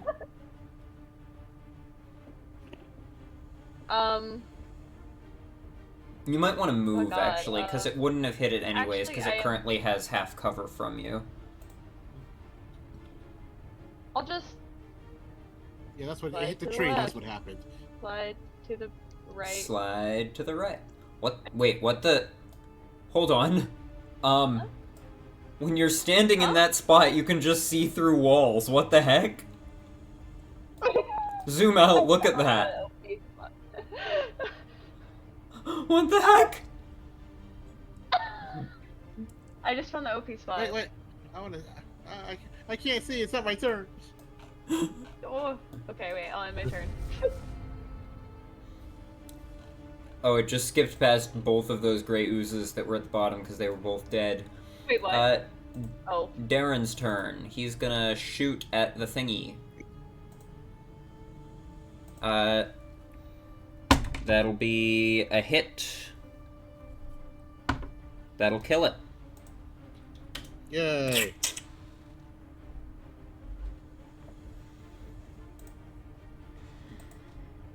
Alright, everybody gets 80 XP. Die. Couple hundred more of those things, those infected cows, and you'll be well on your way to level 7. Wait, where did oh, there. Oh, you moved to the magic spot as well. Yeah. I want to see. Also, I love that it's a radius. Like, it's not all the walls. It's just all the walls within, like, 60 feet of you. It's the magic spot. Obviously. It's our dark vision range.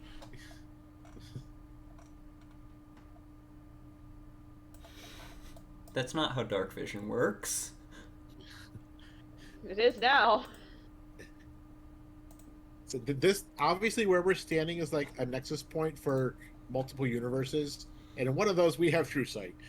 Or like X-ray vision, so it's fine. There are spots like this on a lot of the maps, actually. Like, if you look hard enough for them, most of the maps, for some reason, have this glitch. In the cave? Like Wave Echo Cave, I think it happened like a dozen times. I've been trying to map out Tomb of Horrors, and I've just had to, like, give up and hope that they patch it soon, because there was one room in Tomb of Horrors where, like, every other square pretty much had the glitch. Oh no. Anywho. Thank you for your help on that. Daisy is still running off. I should probably go track down that cow. I think it, is from North's farm. He'll want it back.